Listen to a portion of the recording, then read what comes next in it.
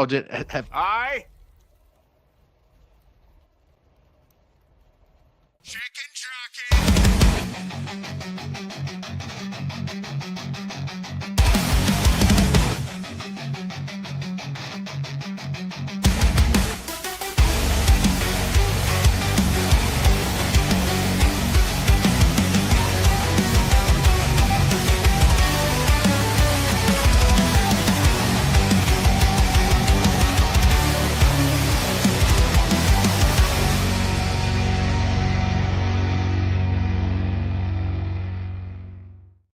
Howdy, howdy, howdy. Welcome back to the April 28th edition of Show Business. I come to you as always as Charles, otherwise known as Sipo. To my direct right is Grey Poupet. How are you, sir? Hey, doing great. Happy to be here. Got the sad stuff away, so now it's only bright skies and happy days from here on. Yeah. Can you make the hair match, please, now? Bring I happy am out hair of my back. time of mourning, so I would go happy hair in the future. Please do. And to Okay. stream bottom and a little bit lighter at that is Lindsey of My 2 Cents of Nonsense. Lindsey, how's the tum-tum? Hey, yeah, it's me. I'm Lindsey. I can't do the gray, unaffected thing that he used to do, and now he's like the upbeat guy. I don't know what to do with myself. My character's lost, but I'm good, man. I'm so happy to be back. Let's have some fun. Yeah, fun. That's one way to put it. Just real quick, what's up, Sean, Nicholas, Joey, Dice? Dice says Charles over here with a dark top and a light bottom. Leave that out of this. So we've kind of had a little bit of a break. The weekend that was, this is something of a big deal because Sinners has its second week in first. It finishes with 45.7 million. The odd thing about that is it's only down 5%. Last week it made just under 50 million. So it basically just came right back with a very similar number to what it had last week, and it dethroned a Minecraft movie. And in second place this week is Star Wars Episode 3 Revenge of the Sith with $25.4 million. We'll get to that. What are you woohooing about, Lindsey? Hey, man, good for 30-year-old movies coming back to the box, or 20-year-old movies, I guess, coming back and being like, yo, people still like me. Yeah, I have a thing or three to say about that. No, coming in at third is the sequel to the Ben Affleck I Have Autism and I'm a Badass movie, is Accountant 2, with dyslexia a little here, having a hard time seeing 24.5 million in third, because in second, Revenge of the Sith has 25.4. That's hard for me to read.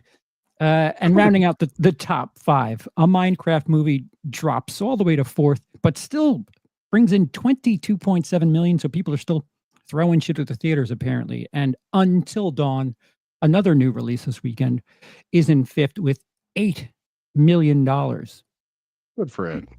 We'll stick with Until Dawn because you have that hideous shirt you're wearing as if to say, buy me. Well, you know what? In this world where I don't have an appendix anymore, I am for sale. Okay, what do you guys want? I got liver, I got kidneys. Like, what anyone out there looking for something? Let me know. Are you looking for a gallbladder? Half of one. Do you have 3/4?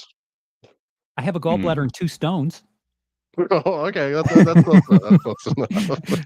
I'm sorry. Go ahead. Until Dawn. No, you're good. Until Dawn. I meant to ask before we went live. So this is based on a video game. It is the latest in that trend from PlayStation, Sony Studios, whatever. They've got a fancy intro thing they play before movies and games. Good for them. Have either of you played the game Until Dawn? Just out of curiosity. Sadly, I've not. I've heard good things, but yeah, it's one of those that I just kind of avoided for some reason.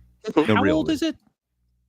It's like 10 years old, and a remaster of it just came out this year, which I've been playing over the last couple of days without ever having played it before. So I'm new to the Until Dawn verse, but I have played a little bit. I think I've played it. I might be wrong, but please run amok. Okay, so it tis a video game, and it is one of those video games that some people might call a walking simulator. Some would call that derogatorily. Some would say it as a positive. It's not really about big exciting gameplay. More as it's about experiencing a story. And the way it's easy to call this an interactive movie, and the interactive part is kind of That's loosey goosey because I would hope my movie would sometimes- be interactive movies. Oh, exactly. I mean, if you're watching your movie on your PlayStation, hopefully there's some level of interactivity here. Like, and how successful the interactivity gets is up for debates. A lot of people don't like these types of games.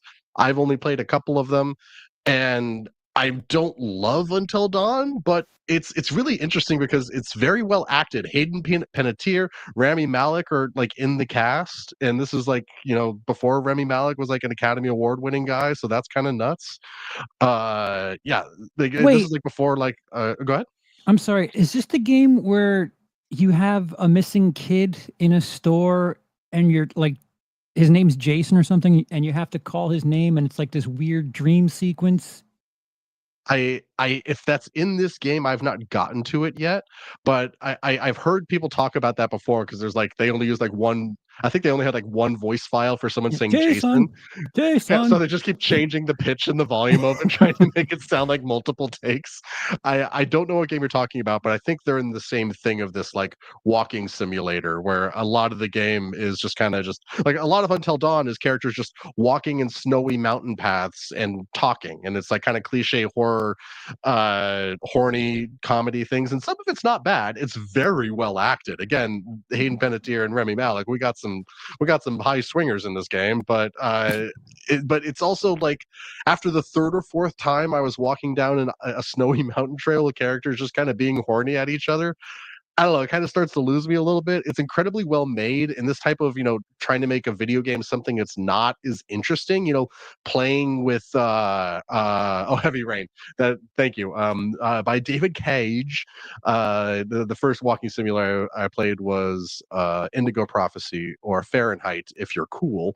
And it's a weird genre because again it's like trying to make a book like with choices with like the choose your own adventure Goosebumps and things like that. This is the video game equivalent of that, and that's kind of cool and kind of neat. I have not beaten the game yet. I understand going back and playing it again is a huge part of this, seeing which characters you can make survive the night and stuff like that. I don't know, again, haven't finished it yet. And now there's the movie Until Dawn, which I forgot is what we were talking about. I apologize. Yeah, Talking about walking here. I think it's important to keep all that in mind because it's a very chill, very very relaxed experience a lot of the time with very high peaks of oh my god, now suddenly Saw's happening. That threw me for a loop. I was not expecting suddenly Saw. But the movie Until Dawn is about people just trying to find their lost friend, and they go to where they disappeared, and then they get caught in the thing that made them disappear, and it's like a curse that the night's repeating over and over again. Every time the characters in the movies die, it's like Groundhog's Day, so it's almost cool. trying to be like Happy Death Day or something like that, but it doesn't have the acting of Happy Death Day, because it's like Jessica Roth is so fucking good in those movies. Sorry, I just dropped our F-bomb. No money for this episode, guys. But like you don't have the character work that you get in that movie. That's true. We're good by now. You don't have like the comedy. There's a little bit of comedy, but not much. And this movie is just really forgettable.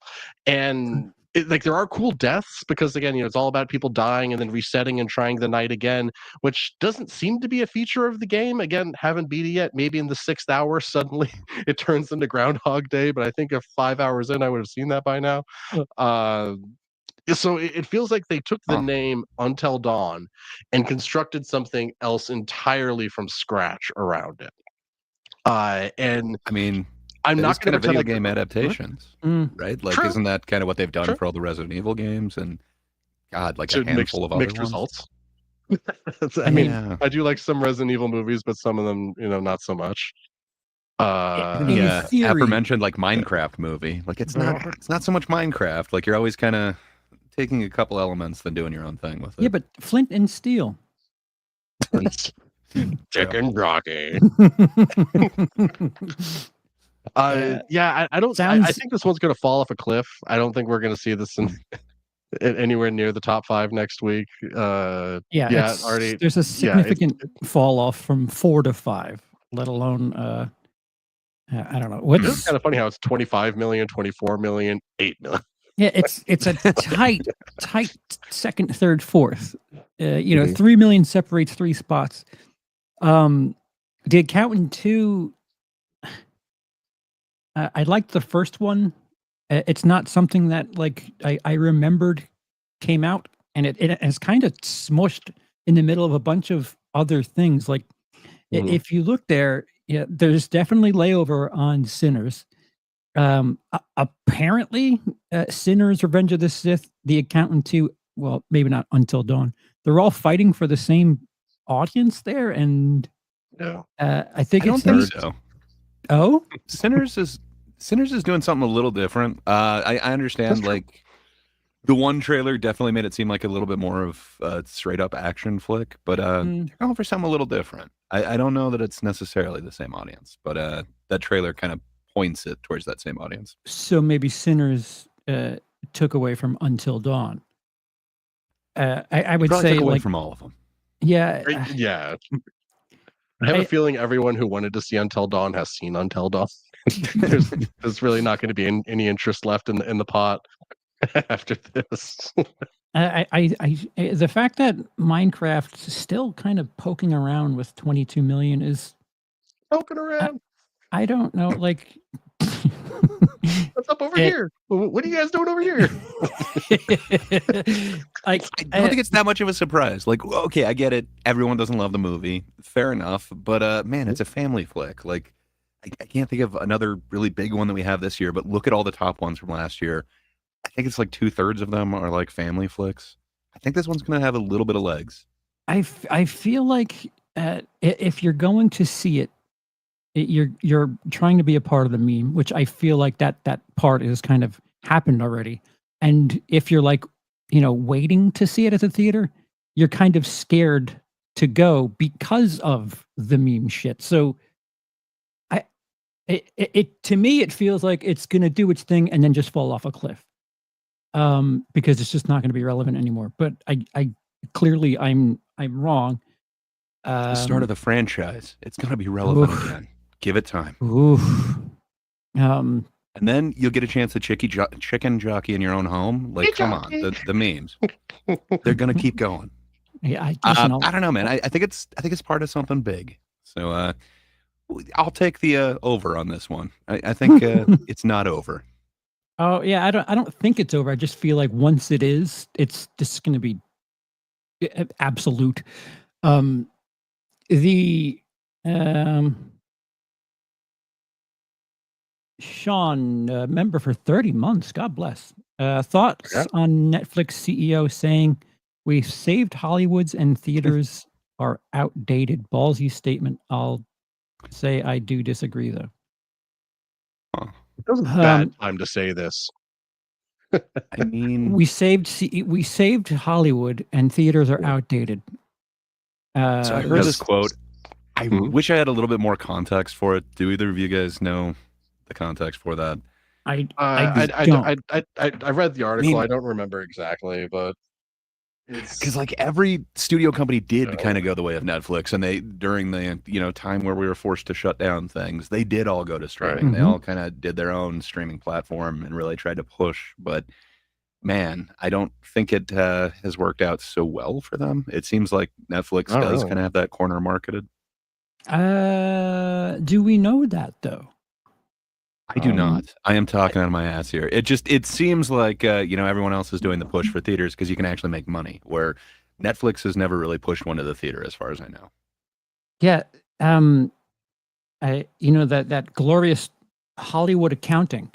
The fact that they now have this thing that they don't necessarily need to report their numbers on frightens me. Mhm. Because their streaming stuff and the VOD, all that stuff, there's no real true numbers for that. Like we have to take their word on it. And I guess I'll use this as a cute time to segue, but Netflix is trying to keep themselves relevant. They just choked on $320 million. So whatever. Yeah, but they got the new Sandler one coming out. It'll. Happy I'll Gilmore save 'em. too. Yeah. Yeah. So Is it bad? I'm kind of excited for that. yeah, it's very bad. So Warner Brothers is the distributor of Sinners, which did quite well, did strong last week, and repeated in its strength this week. However, it didn't make $50 million, which I'll bring up Close, though. yeah, Both times. Just saying. so the threshold for the theaters, and this is post-COVID, this was like around 2022 that this happened. Those Universal / Warner Brothers sweetheart deals, because Disney was just sticking in everyone. Universal is the one that has the ironclad 17-day streaming window. If the film doesn't make $50 million on opening weekend, it can go digital as early as 17 days. Warner Brothers, the date is supposed to be 45, but they've gone as early as 30. And I don't have a clarification on whether or not that's 17 as well. With that said, even if it's only 30 days, Warner Brothers releasing Sinners as early as May 19th seems detrimental, considering I think so. And just a reminder that Warner Brothers makes 100% of the streaming money when they release things to VOD. I can't help but be a little skeptical, because Beetlejuice made $111 million its opening weekend and was out in 31 days on VOD. So I did not realize it was that much of a huge discrepancy. I thought if it was 50, they were pretty okay with it, but damn, that's a good example. I forgot about that. Well, it's hard. I think 50, and again, I'll stress this, the 17-day window, I only have clarification that it's Universal that does that. I know Warner and Universal both came to an agreement at the same time, but Warner, it's kind of vague. I think their low end is 30 days, while Universal's is 17. But I think there's been a movie or two that maybe Warner and Universal did at the same time, or co-distributed, that came out 17 days. Excuse me, after 17 days. So even if it's 30 days, so it didn't reach that 50 million threshold, Sinners, that is. So it could come out next Tuesday, or on May 17th, May 18th. That's early for a movie that's looking like it's going to be double-digit millions by the time that's of concern. And again, it was a while ago. Was Beetlejuice at number 1 when it did the? Yes. Yes. Yeah. Okay. I was hoping maybe that would. That's not great. Can you? I have it. I think you've convinced me. I wanted to think against it, that it was so close to 50. There's no way they could do it. But if Beetlejuice was not only number 1 but was over 100, yeah, I think that's probably their goal then. That sucks. I'm trying to remember, what was the original release date for Beetlejuice 2? Maybe they really wanted it on video or streaming or whatever for Halloween. Beetlejuice opened in theaters on September 6th to $111 million. If you want to stick with that $50 million number, its second week, September 13th, it made $51 million. So it didn't qualify after 2 weeks. Yeah, you've convinced me. That sucks. I would say anybody who hasn't seen this, who has any interest in it, see it in theater. See it in IMAX if you can. There's some special ones, but man, he's doing some really cool things with the aspect ratio. I know this is one of the only ones that I was actually pleased I saw it in IMAX, because you can literally see the aspect ratio change when they're going into different types of scenes. It was amazing. To Funny, continue, I did not even notice that slightly, and I love that type of stuff. It just didn't click. Yeah, but go ahead, Sorry. to continue in my conspiracy theory, Beetlejuice opening to 111 is strong. It only dropping 54% in its second week, equally strong. And then its third week, it only dropped 49% to 25. And then its fourth week, 16 million for a 37% drop. And by its fifth week, it was already out on VOD, but it only dropped 37% again. And then the week after, it dropped 28%. So it was available at both home and theaters and wasn't taking a hit at theaters.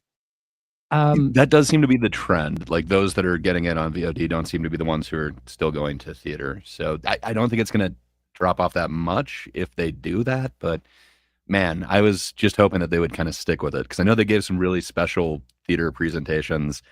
There's this really cool video that Ryan Coogler did with Kodak where he goes through all the different film formats and how this is being presented. And it's worth seeing. There's no spoilers for the actual movie if you haven't seen it. But I guess it's in a good projection of this. So I guess my question to you guys is, for as much as they're trying to celebrate seeing this in a theater, and I can't tell you how many pictures of actors I've seen watching Sinners at the theater. Here's my stub, like all of that. Like, oh, we have to celebrate seeing these things in the theater. Sean Baker might as well have talked explicitly about this movie at the Oscars. Is it something of a contradictory term if they're saying you must see this at the theater, you must see it at the theater, but the studio that's distributing it rushes to put it on VOD? That would be wild. I would think that's kind of contradictory, but I guess I'm pro theater, so that's just me. Listen, it's Warner. I'm certain they're going to be all about the experience of cinema because God knows that's what they're mostly concerned about and not money. Right, guys? Yeah, I mean, if it was any other theater, I think that they would be smart enough to leave it. If any other studio, I'd say they'd be smart enough to leave it in theaters because, it's making money, let it make money. But we got David Zaslav over at Warner Brother literally making the stupidest decision every opportunity he's given to make a decision. But is it, though? Like, if you're making, probably 60% of the ticket price by the time you can sell it on VOD for $20 to rent that's fair. And you get 100% of $20 rather than 60% of $12. Right. I mean, as far as for the sake of being a business person, it's smart. But as far as we need to save the cinematic experience, you're kind of like jacking off in it and like right in a bucket there, in a popcorn bucket. Shaped like an alien. Fair enough. I think that's Sinner's biggest problem. They didn't have the themed popcorn buckets. Yeah. I mean, come on. Oh my God. Warner should have done something. The smoke bucket and you get the stack bucket. It's Michael B. Jordan with his mouth open and you reach in order to get the popcorn. I have no would have been perfect. Just anything you drink out of like Michael B. Jordan Voorhees head. I don't know, man. So prior to this conversation, I would have definitely said like they'd be foolish to do that, but why not? If it's just an extra stream and it's probably not going to impact those that are actually going to the theaters. With Beetlejuice, it didn't look like it was much of a drop off when they did that, so people were still wanting that theater experience. I don't know, man. But, I think it's just the future. Were there any meme reasons to go see Beetlejuice? Were people dressing up and like throwing like sandworms around or anything like that? Or no, okay, just checking. They had the buckets, but that's about it. They had the buckets. So, like, I guess it's the disingenuous nature of we're celebrating, going back to the theaters. Like you have Minecraft, which sends a signal. I don't know if it's the one that you want to be like, see, theaters are okay again. Go and bring a chicken to the theater and, the way it's meant to be. Like that sent one message, but then here you have Sinners just weeks later where it's like, oh, there's an original film that's quite good. It's incredible on the screen. It's going to do well. When you have like the big bad villain of everything, Disney, they're locking in to keep things like Inside Out 2 in theaters for 100 days. It kind of, I don't know. It's Wait, so did Inside Out 2 not hit streaming for 100 days? 100 days. That's probably why that was $1 billion grossing movie. I don't think it was the only reason, but like True. Disney's not out there saying, "Oh, you must go see this at the theater," and blah blah blah blah blah. But they're. I think, maybe I'm kind of speaking out of both sides of my mouth, because Universal and Warner wanted this deal because Disney was just like, yeah, of your 10 screens, we're going to release Star Wars, and you're going to put it on 8 of them. And the other studios are like, yeah, we have stuff too that can make money. So I don't know who's the true villain here. I guess my Where's problem. Zaslav? Okay, yeah, I'll take that. I guess my only problem is making it seem like you're all about the film going, the cinematic experience, while as quickly as you can, you're going to bail and make your money at home. Yeah. It's, Um, I mean, it famous Hollywood accounting, right? Like Mm. this is what they do. If there's a way to make $10, they turn it into $100 somehow with backdoor accounting and shooting someone in the back of a lot somewhere. Yeah, oh no, we lost money on the budget. We lost all that. Yeah, exactly. all My the favorite all the story Harry about Potter this is- lost. Well, that's my favorite example. Harry Potter 5 was when, the main trio were supposed to start making a lot of money on the back end, but then, hey, no, guys, sorry, this billion-dollar movie lost $100 million, actually. Sorry, kids, you don't get anything. Like, it's wild. It's wild. Also, why Black did you Bag. Harry Potter 5? Sorry. Black Bag is reserved and mature. Audiences hate that shit. I'm not surprised it didn't do well. Well, that had an aggressive digital release, because I know both That's what Cody and Sean was Sean. saying. Yeah. Oh, okay. Sean's comment right under that is that he paid nearly $30 for the Black Bag digital, but it was worth the price. So $30. Oh, right. If you like it, that's dope. Sure. I'm a physical media guy. If I'm gonna pay for it, let me have it. Let me have it. I'll buy the damn bucket too.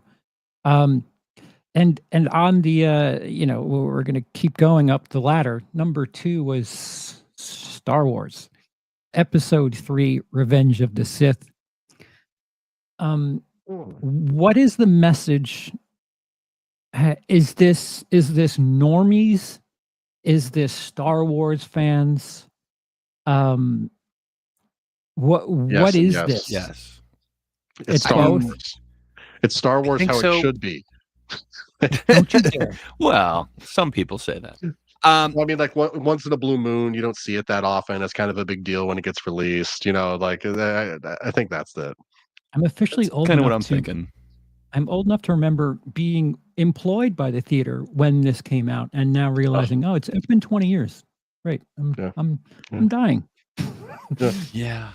I- But it's been 20 years, so there's a lot of people who grew up with it but didn't get their chance to actually see it in theaters. This is kind of the first chance for some people who loved it, as Jake was pointing out, nostalgia goggles. Who doesn't want to see something that they actually thought when Star Wars was good? There's a lot of people who grew up with the prequel series saying that is the true Star Wars trilogy. Sure. I don't know. To me, I didn't end up spending my money that way this weekend, but fair enough. This is how I democracy know, dies. I'm foolish. Well, I also remember seeing this one in theater. I wasn't working there at the time. I just patronized it, but as I do with most things. But yeah, I don't know. It was. I can understand why. I mean, you remember when they re-released the original trilogy? Again, it was so that fans could actually go out there and see it. So I think so. They're not getting a lot of goodwill with the shows that are being put out now. Oddly enough, Even yeah. Andor is somewhat controversial right now, apparently. So Well, it's because I don't know. an SA line is said, apparently. Can't say. It's not just a line. It's heavy implication and an attempt. But It's irreversible in Andor? not exactly. 12 minutes. It's much tamer than that. But if you've seen the first season, it feels like it's par for the course. But maybe I'm wrong. But sorry, I diverted us from the lovely Sith talk. Yeah, I don't know. I just think this is a way for people to be like, no, that was bad Star Wars. This is good Star Wars. taking the kids to this. They only know Obi-Wan or whatever. Yeah. All right. So I've seen a bunch of that in this past weekend, and leading up to it, I was just like, why are there prequels coming back in the conversations so much? And I guess this kind of makes sense. But do we remember how the prequels went? And I'm not trying to. Well, I am trying to by just speaking about it. But thank God, the prequels are what the sequels weren't. And to a certain point, I agree with that. But From a certain point of view. yeah, from a certain point of view, the Jedi are evil.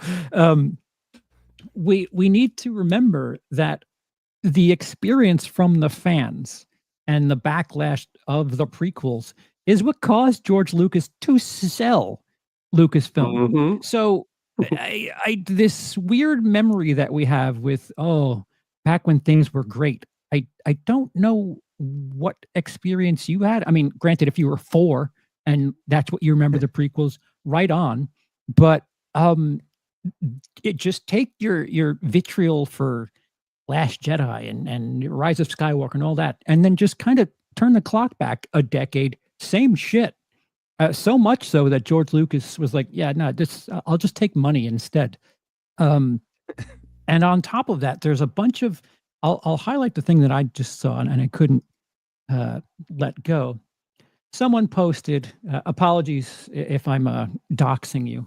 Someone posted a bunch of images from Revenge of the Sith. Revenge of the Sith cinematography was really ahead of its time. After 20 years, it's still stunning. 4 frozen images of Revenge of the Sith, and at least 2 of those are just all computer graphics.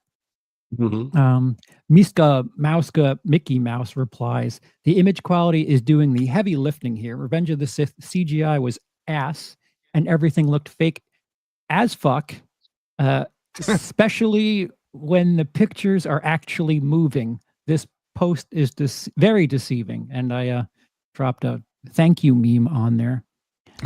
Follow WILIscredia on Twitter, guys. Please don't. I rarely check that. I don't disagree. I remember being really off put by just the visuals of it. Like, man, it's that CG that just everything is on blue screen and it just seems so sterile. And then when you see like any of the ships, like how fake they look versus the model, where yes, you can tell that it's like a miniature, but man, did those have like actual impact for me. So yeah, but if that's what they grew up with, it's like the model ships look to me. That looks right, where this did not. But if that's what you grew up with, that's probably what looks right to you. I'm sorry, the opening shot of Revenge of the Sith just having a whole bunch of shit in the shot. I'm sure that's showing off computing skills, but as far as cinematography is concerned, it's all in a computer. Granted, of course, there's some sort of cinematography to setting those shots up, but if you recognize the in-computer shots as stunning, I would like to remind you that the sequels were probably, 2 of them at least, were probably the best-looking Star Wars movies, period. And the one that everyone hates is probably the best shot film in the Star Wars saga, which... That one thing disappears that one time. That wasn't the cinematographer's problem. Oh, okay. It was actually. He's the one that ran over there, grabbed it. They just. But I just feel like the memory is just so short-sighted, and it seems like the Gen Xers now, or maybe a little bit older. Was it Boomers before Gen X? I don't even know, man. Am I a boomer? Am I a zoomer? Am I a doomer? The people who am I a midnight gloomer? Gloomer. So the people that grew up with the original trilogy seem to have it the best. Like, their worst experience for a while was the teddy bears at the end of Jedi. Like, can you imagine that being the worst experience in Star Wars? Oh wow! I mean, it's a beloved song. Come on. Yum, yum. But like I think each little generation has their I love these, but this is kind of abhorrent. I think there's things to like about all of them, and subjectively, the original trilogy is probably the best of all the trilogies. But I think there's quality to be had in all of them. But I think this weird, I don't know, memory of the good old days. I don't think that's being very. I don't know what the word I'm looking for is, but I seem to recall when the original set of movies, or the original prequel, should I say, they came out, and it was just the same shit as the sequels, except no social media. It was like message boards and shit, and people just like, "Oh, Jar Jar, I want to hang myself." In Minecraft, which is still available. I kind of get it. It's a Minecraft movie. Yes. Yeah. I don't know. So there is one thing that like the prequel trilogy has over the sequel one. There is like a through story, and it was like one cohesive vision. I will think that give adds you a lot to it. I can definitely see why people enjoy that more than like this very fractured version of a trilogy. I think there are there are benefits to focus on and to highlight. I think that the original trilogy probably, as far as thematically and storytelling is concerned, is probably the best experience, just all around experience. The prequels feel like the most like thorough A to C experience, whereas the sequels kind of tried to do things differently and things were set up, but yeah, they not blend paid off. certain issues. Like there are moments where it's like, oh, this is Star Wars, but each movie feels like, I don't know. If the guy from Memento directed movies, that's what the sequel trilogy was. Just all right, let's just forget the last one and keep going. The way I like to break down the sequels is like the first one is, hey, here's some stuff. I don't know where it's going, but here's some stuff. And then the second one's like, okay, I'm going to take some of that stuff and throw a lot of that other stuff away. And then the third one's like, no, we're going to reject all the stuff that was held on to and pull back all the stuff that was thrown away. So it's just Which kind of makes what are we sense when you look at who directed the first and third. But Yeah, Oh, it does. Yeah. There's definitely some bias in there somewhere. like there was no cohesion. Like the second one's like, and the end. See you next time. No, wait. What do you mean? You finished it. There's nothing left to do. But I don't know. I don't know how long Revenge of the Sith is out there, but Do you think there's any chance that people are going to have that same fondness that they have of either the original trilogy or the prequel for the sequel trilogy? I can't see it because there's so much universal hate, but maybe I'm wrong. I don't know. So if you were 10 when I am 10. physically, if you were 10 when The Force Awakens came out, you're 20 now.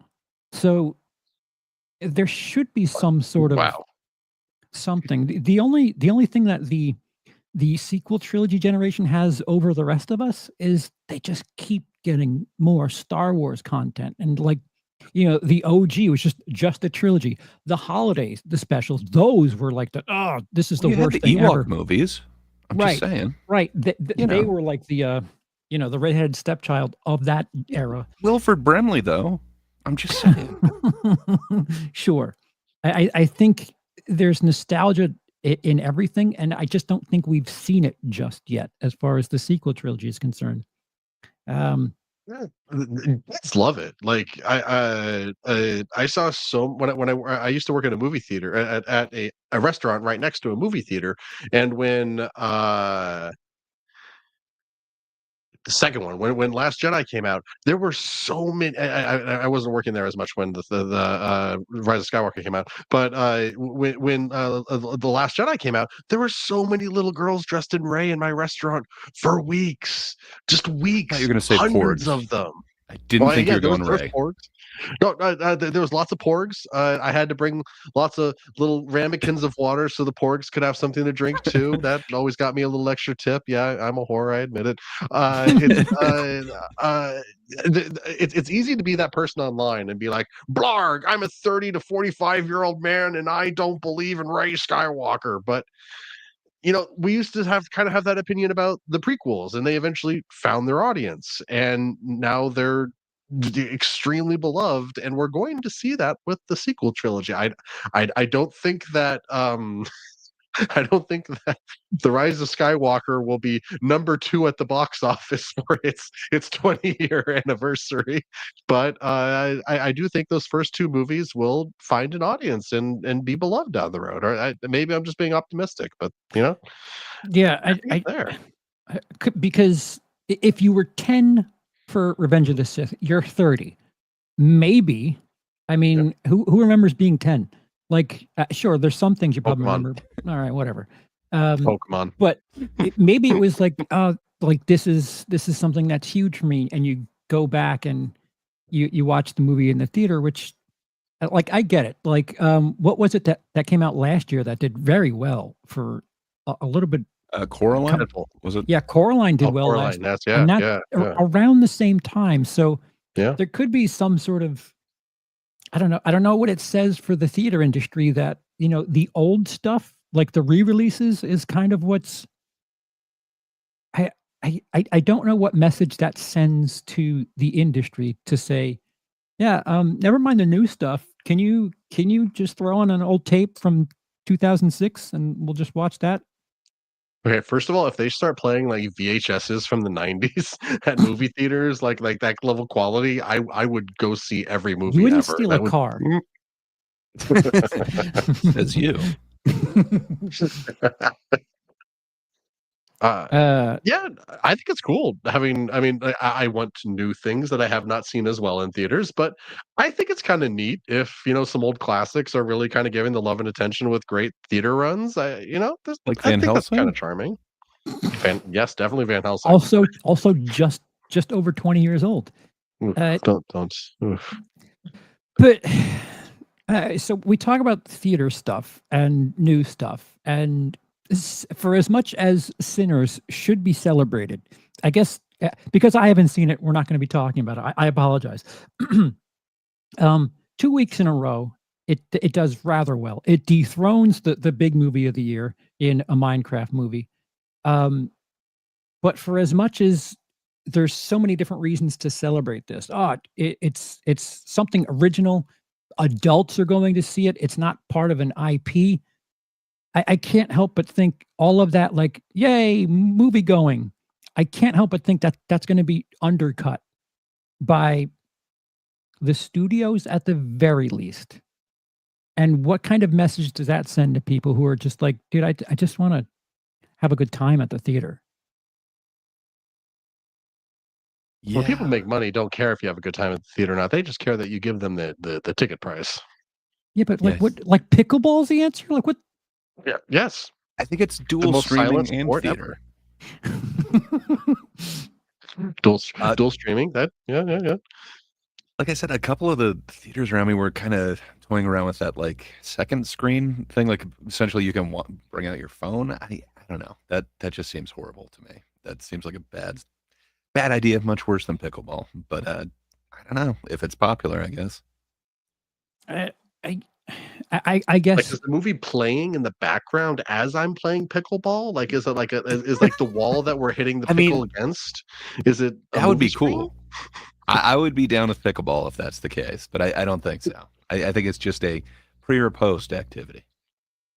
Wait, is pickleball the one where it's like, or like tennis, but it's like weirder paddles, or is it the one where you hit it like against ping the wall? pong, right? Yeah. Isn't like it just a bigger ping pong? live size ping pong. Okay. In between ping pong and tennis.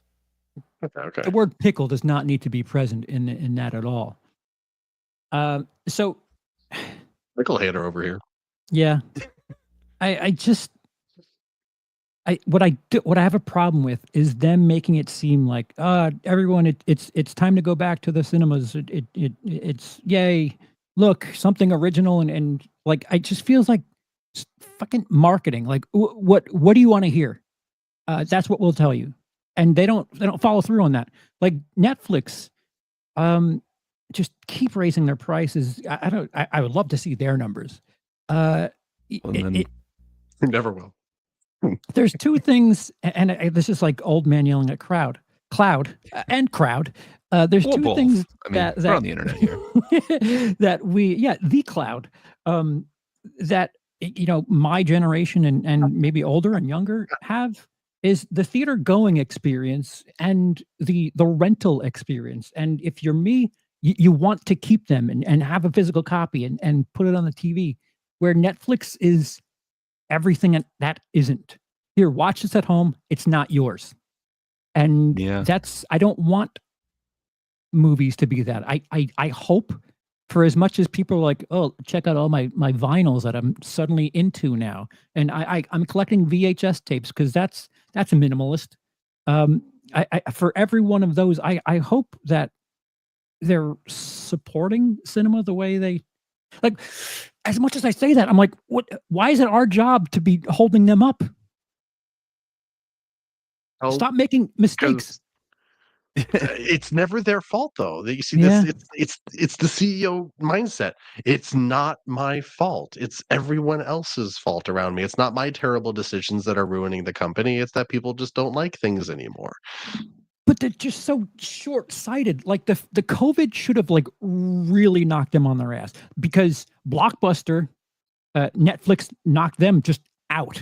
You would think that they'd have that in the back of their minds in any sort of meeting, like, hey, this thing isn't permanent. We should probably be prepared. But everything is so short-sighted. Like, the answer after COVID is put pickleball tables in the theaters. Well, I mean, we've tried ads. We could put some more ads in there, but it's not getting the people in. Yeah, I mean, it just seems like everything's kind of come to a head where they realize, a lot of these streaming things weren't making their money. Like Master Casalius is saying, like, his friend tried to watch something on Netflix and it apparently wasn't available on the ad-based plan. So it's that just I don't like these tiered plans and ad plans, and it seems like everyone, so Netflix, Disney, almost every streamer that I can think of, like Max even added the ads in there. I don't know. They need to be making money somehow. It seems like streaming wasn't that profitable. Gray, I don't know. You might have brought this up, or I might have asked you about it prior. But as far as music is concerned, I remember you told me what the payouts were for prints, or discs, or vinyl, versus what a play is worth on like a streaming service. What is best for a creator in the music industry? It depends. So again, like, they've got the funky math just like the movies do. It's almost just as bad. Like, for CDs, like 5 years ago, they were still charging a new technology charge, so you get 10% off of that because it's new tech, even though it's CDs that have been out for 40 years now or something like that. Wow. So yeah, they just find, and you still get charged breakage. So whatever your royalties are, you lose another 10%, because back in the day of lacquer records, not even vinyl records, but lacquer records, about 10% of them would break when being transported. So you still got a 10% breakage fee in your royalties for no reason. So it gets funky, but you would get like a full album's worth, where, if it's just like a song that you're licensing, it is just going to be that one song, but the license deal is generally going to cover a lot more. So it's better to get it in front of people. So I take the licensing deal on like the one song to be played in a movie or something like that. But with Spotify, you can at least kind of like check the amount of listens and everything like that, where it gets kind of tricky, because they also hold back a percentage of your actual royalties for returns as well, because physical CDs can be returned. But, Spotify can't return your listen. So it's real shady, possibly even shadier than movies. If they want to make it so that you didn't make a profit, you didn't. And then everything they give you is fully recoupable. Like, if you take a limo to whatever event, you're paying for that. It comes out of your royalty. Nothing is free. That's grimy. Like, the all of this stuff with Ticketmaster and the listen, I don't know anything about Taylor Swift, but man, she commands a ticket price. All of this just seems to like, again, it's just the things that I was raised and enjoyed about music and movies growing up was like either going to the theater like because it was special and renting it on VHS at home or buying it. It seems like these entertainment media are doing their best to keep it away from the audience, and while at the same time they're like gaslighting us that they're the ones that truly give a shit. And I don't know. It's such a weird time where physical media is becoming give a shit about the bottom line. About money. It better be making money. But yeah, sadly, I think that's it, and that's why we keep getting these IPs that everyone knows, sequels, reboots, reimagining. It is rare to see something like, Sinners actually come out there, some original IP. What like it's so wild that over the course of a week, 2 weeks ago, you have a Minecraft movie, which it's something for the theater industry.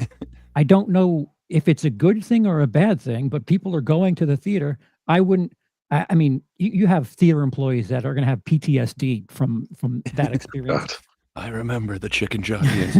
Dude, I thought my cleaning up puke for Blair Witch Project was a big deal. I couldn't imagine getting suplexed. Like, that's ridiculous. There's that 1 week, and then the very next week you have this original thing that is just so unheard of at this time to perform very well. Two very different messages that are being sent to theater owners. And sure, but it seems like the industry isn't necessarily liking the whole Sinners thing. Like, there's been a bunch of those articles that, like, it didn't make its whole money back its first weekend. It's like, does any movie, are they supposed to in just one weekend? I don't know. It just seems like they're million. Yeah. One more time. No, especially when you spend $90 million on a movie, that's a whole heck of a lot to make back in one weekend. Like, yeah, some things will do it, like Minecraft, but this ain't Minecraft. It's 163 worldwide. It's tracking up. It's above the cone. Yeah. So, it's $20 million north of what the best case scenario was from opening. So, I don't know what the hell they're talking about. Lindsey, you brought up an article that I guess I'm puzzled by. If you want to, there's been more. There's been Nothing is yours. Sorry. Yeah. So, fun fact for those not in the know: when you direct and create a movie for a studio, you do not own that movie. In fact, outside of negotiating, like your director's fee and maybe some back end, you really don't see very much of the residuals if you're the director. Obviously there's going to be exceptions, but Ryan Coogler has made himself the exception on this with Sinners. In that part of so there was a bit of a bidding war over Sinners. Everybody wanted it, whether it's because like the script was that killer, or just because Ryan Coogler's so hot right now, or because Michael B. Jordan is so hot, and there's two of them in the movie, so that's some super hotness. Like, also, sorry, spoilers for Sinners. There's two Michael B. Jordans in it. He's playing twins. Are you gonna put up the spoiler? It's in the trailer. I think that one is a given. I didn't even show both of them on the poster. Like, they're standing right next to each other. It could have been a neat little mirror artistic technique. I don't know. Oh, you still haven't seen it, Charles. No, I said that's why we're not talking about it. Oh, okay. That is not a spoiler. You'll know that within like the first 2 minutes or something. And Lindsey's like, "Oh man, when the sled happens." He gave away no spoilers yet. I will chastise him when he does, but So I actually did see this one time. A friend of mine's like, "Yo, dude, you gotta watch Citizen Kane, but when you do, just don't think about sleds." Charles, put the spoiler thing back up. when you're watching The Sixth Sense. Oh, sorry. Yeah, I guess I just gave away. Don't pay attention to the color red. Just don't. Just don't. Bruce Willis is Oh. definitely alive. Apologies, M. Night. Okay, yeah, where was I? Sorry, totally derailed us there. There was a bidding war. Every studio yeah, won. there was a.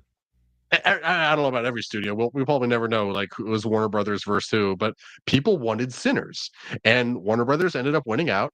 And one of the things that they gave Ryan Coogler was, after 25 years, 25 years, the rights to Sinners will go to Coogler, which is an incredibly rare thing that really doesn't ever happen. And I'm just saying, if it does happened have- for Sith, yeah. it would only be 5 more years, and then That's true. That's Lucas would own the rights to it. I could very actually. true.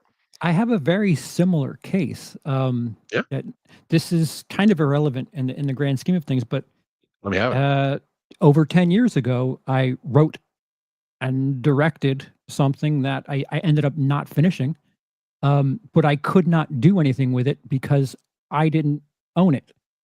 But as long as they didn't do anything with that property for 10 years, certain aspects, the script would be reverted back to me, the characters would be reverted back to me, but the title wouldn't. And I forgot something else, but they never did anything with the project. But it was wild knowing that something that I wrote and directed may be out there that wouldn't be mine. But That's nuts. Yeah. Yeah. it's and this is something that, a shoestring budget thing that never came to fruition. But I had to wait it out because I couldn't use my own script. Nor can I use the title. Wanted it from you, Oh, That makes sense. But like, you wouldn't actually own the actual copy of whatever, right? Like, that probably would have stuck with the studio. You just would have owned the rights. Like, the script would have reverted back to you, and the script is possibly the mine now. IP. The title is not. Like, there was for that window that I think it was 9 years, not 10 years. There was that window where the title I could do F all, but like a writing credit would have been mine, depending on how much of the things I shot would have been in there, which I didn't want any of that in there. I would have Alan Smithied that shit. But you wouldn't have gotten to keep like the actual like film or anything like No. that, right? Like, that would have owned that.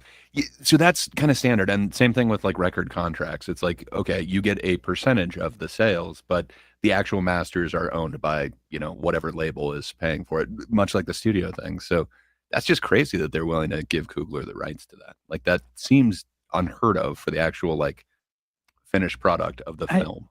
I think I know he took a pay cut on this, I think, right? So maybe that's part of the reason he was able to secure this. And I think he also did that. They needed like over $100 million for the budget, and I think they had like 90. So he did like a cut of his own money to go towards the actual paying of the cost of the film as well. But, they have really funky math that they do. Like, if you're willing to take back end, like, it seems like studios really are encouraged if you have faith in yourself that you'll take things if the movie succeeds. Like, I can't help, I keep thinking of Christopher Nolan. They wanted him to make another Batman movie after Batman Begins, and he's like, I don't know.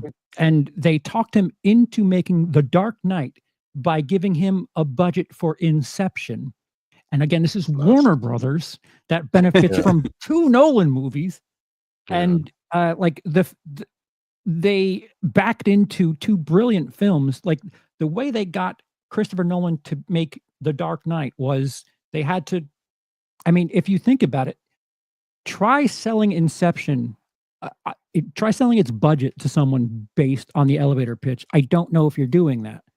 So it's one of those cases where it's like, how much faith do you have in me as a director? Because I want to do this thing.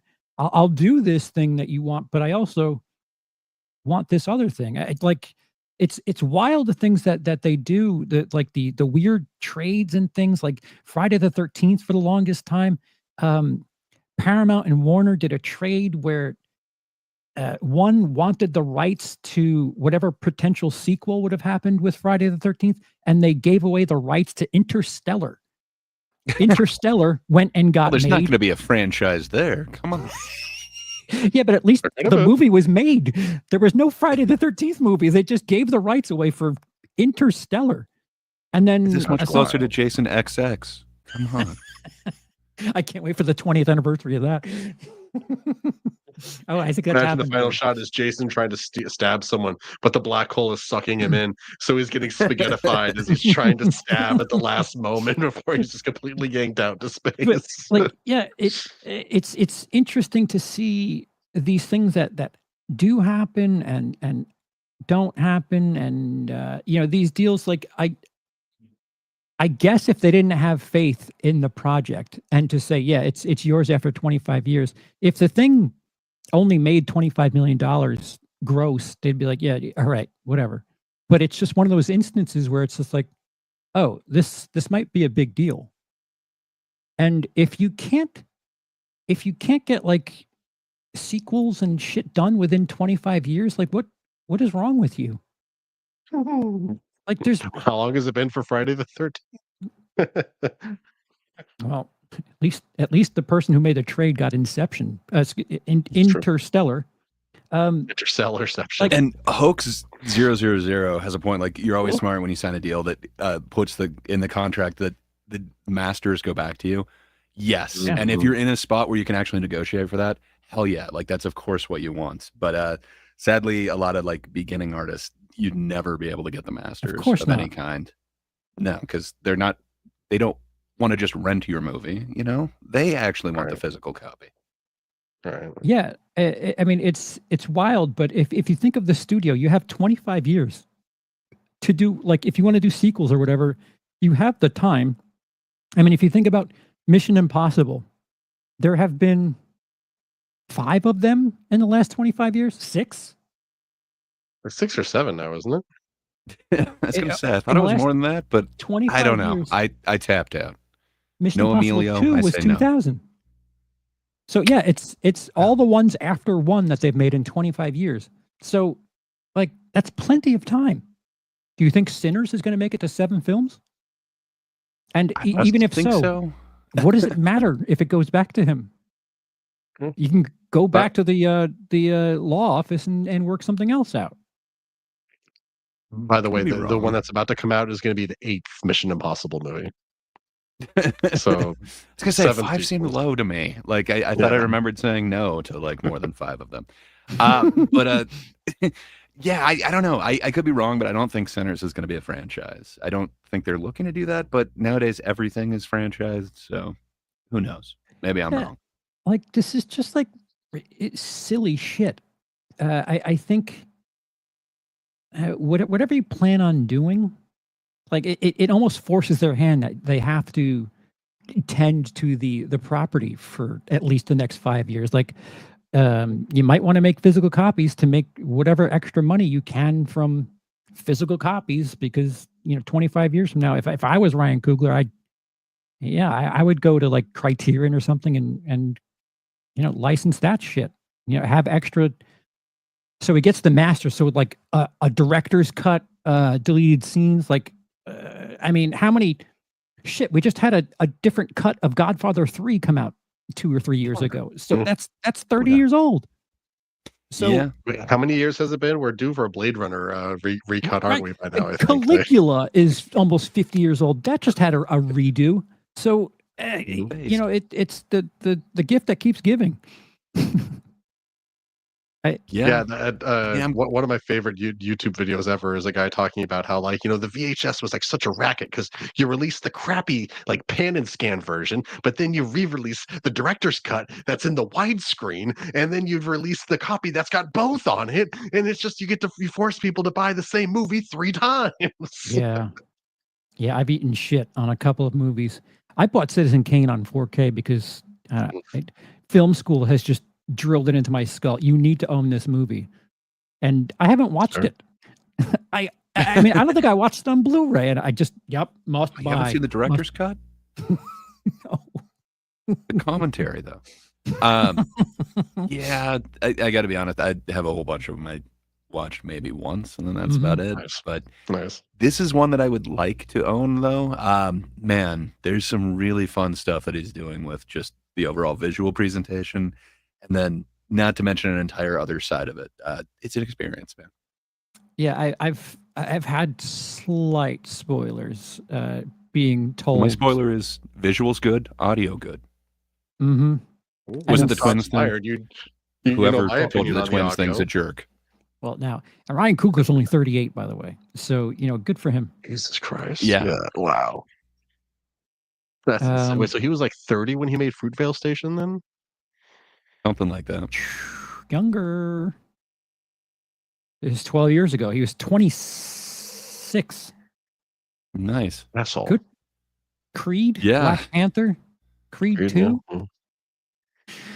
Oh, I should see Space Creed Jam, 3. Legacy. Didn't Michael B. Jordan Yeah, I'm reading Director? executive producer. Apologies. Yeah, I was going to say, I don't my- think he did Creed 2 or 3, but I think he did.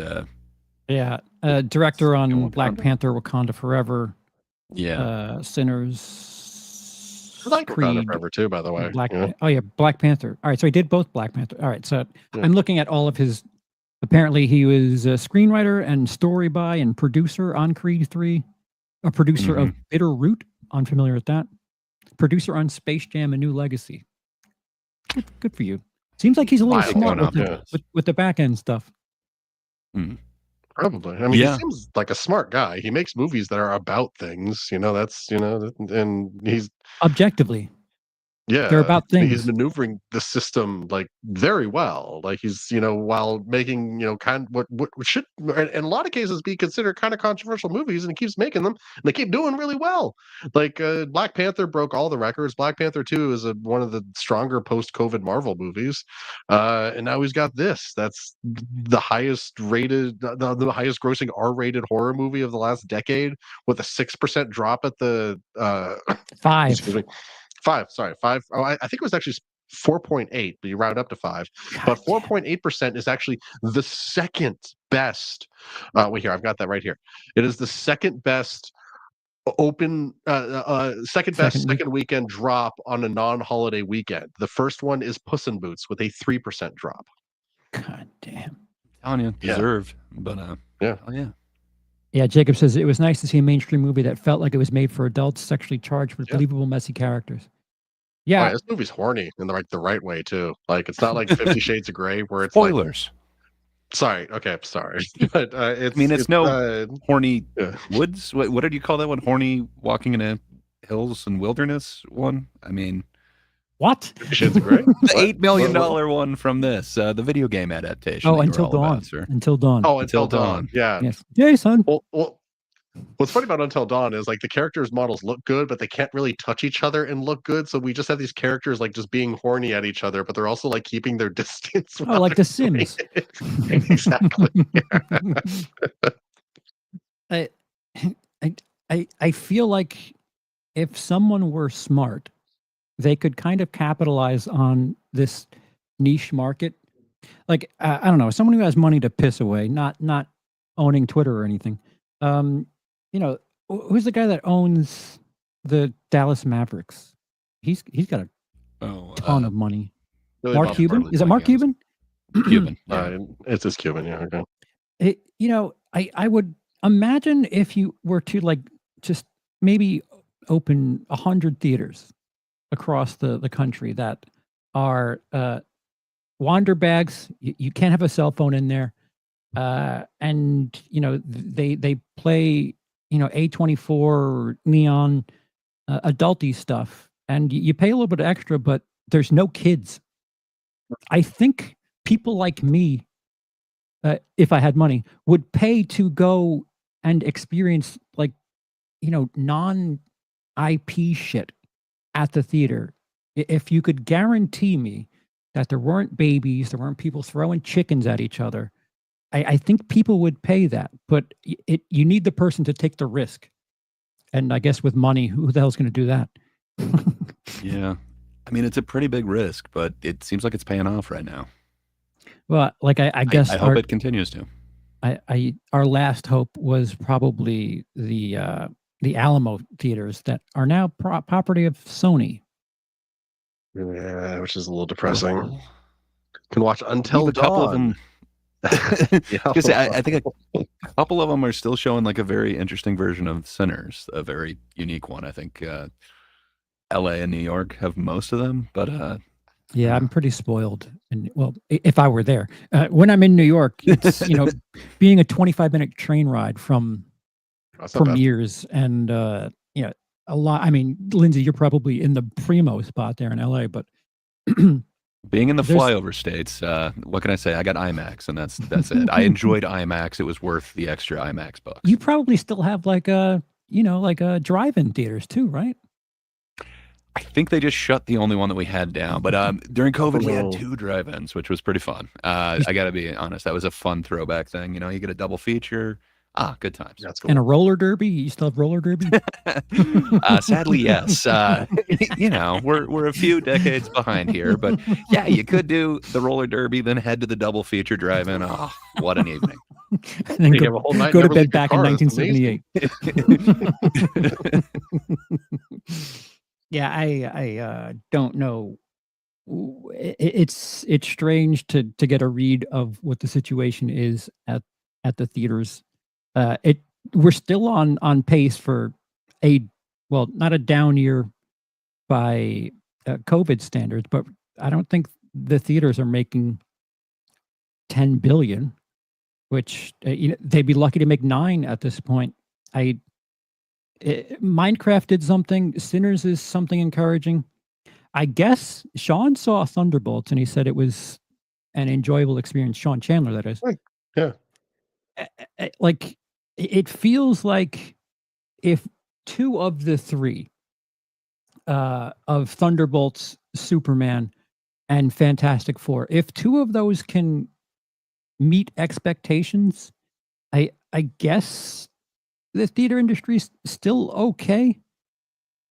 And Don't if forget about Lilo and Stitch. I'm just saying, that's man. Disney. Like that one's going to be huge this year. I'm just Disney's saying. going to do Disney things, and if Superman is it seems like Warner is going to really We're having a good year.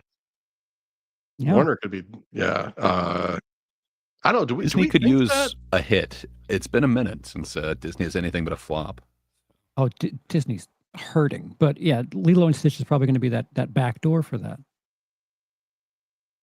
Well, do we think Lilo and Stitch can pull $1 billion, especially after the Yes. debacle that was Snow White? Think so. I mean, Yes. okay. I mean, like Thunderbolts, the Fantastic Four, and Superman.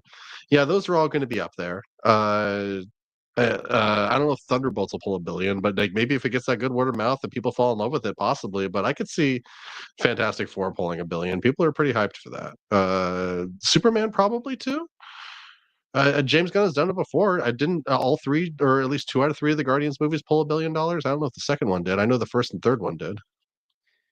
Or didn't? He's got did my the second one? confidence. After seeing what he's doing with DC, I'm fully on board with it. So I'm Don't- most excited about that. And I got to be honest, like out of these IPs, Superman is my least favorite. So it's strange, but Don't- I kind of trust where he's going with everything he's done with Peacemaker and then Creature Commandos. I'm fully on board. He's got me. Don't forget Warner Brothers released both a Minecraft movie and Sinners. So they're doing well twice so far this year. And if Superman is what it's supposed to be, that's the hat trick for Warner. What are you looking at, Lindsey? Well, I'm trying to see if I can. If I can find, this can't be accurate. That all the Guardians only made in the 300,000 Right. range. Jurassic World is Universal, and yes, that's like you might as well just even if it's just international, it'll make $1 billion. Those dinosaur, the giant ape movies, they make money. Whether or not They're people enjoy them. Relaunching it now. It's a new trilogy or a series or whatever. Yeah, I don't know. I was so encouraged by Jurassic. I was one of the few people that liked Jurassic World, and everything since then has just been like, less of that, please. Thank you. I feel like it's gonna. I don't know because every Jurassic Park movie has made $1 billion, so it feels not safe to say that this one will also. It will. But won't. Yeah, that's what I'm saying. So like it. But I also kind of don't want it to because I'm tired of these goddamn dinosaur movies. The rest of the world isn't. Every Guardians movie has made between $700 and $860 million. So there's no way it's that 300 that you were saying. Right? Yeah. I mean, I was looking at that being like, this cannot be accurate. I'm sorry. Probably domestic. Maybe, but it still was a silly number. But But so maybe so that's 5 movies that we've got now that could be hitting that billion. Thunderbolts, Fantastic Four, Superman, Lilo and Stitch, and what was the other one we just said? The Jurassic one, or The Jurassic one. So that's 5 movies. That's in the billion-ish range. Minecraft is about to hit a billion, so that's possibly 6 movies in the billion range. That's not a horrendous year. Yeah, there's a bunch of them I'm excited for, but I don't know how much they're going to make. Like, I think 28 Years Later is going to do pretty awesome, but I couldn't tell you if that's going to be a billion. Like, I think it's going to be. I would view more Sinners numbers than billions. I know Cody is convinced that the Michael Jackson biopic is going to cross a billion.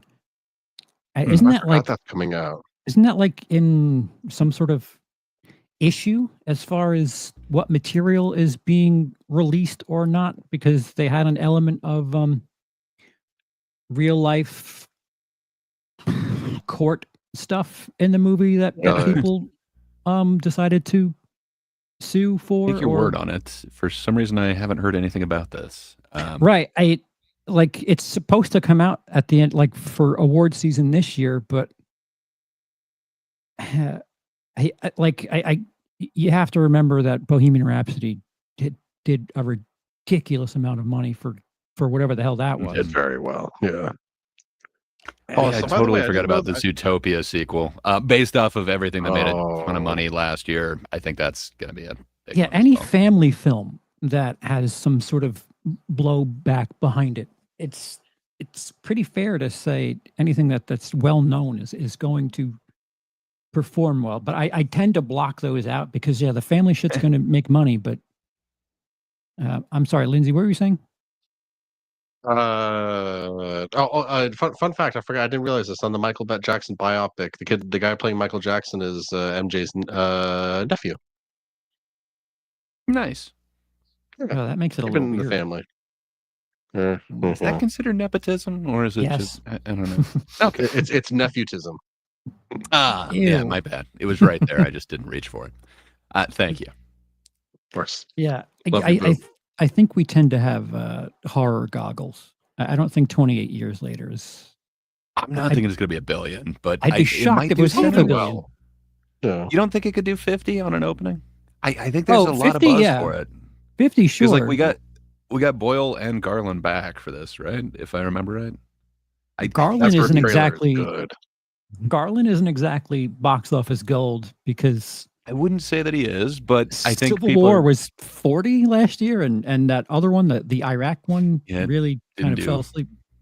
Yeah, I still want to see that one, and for some reason, I kind of slept on that. Great writer, great filmmaker. Just people don't give a shit.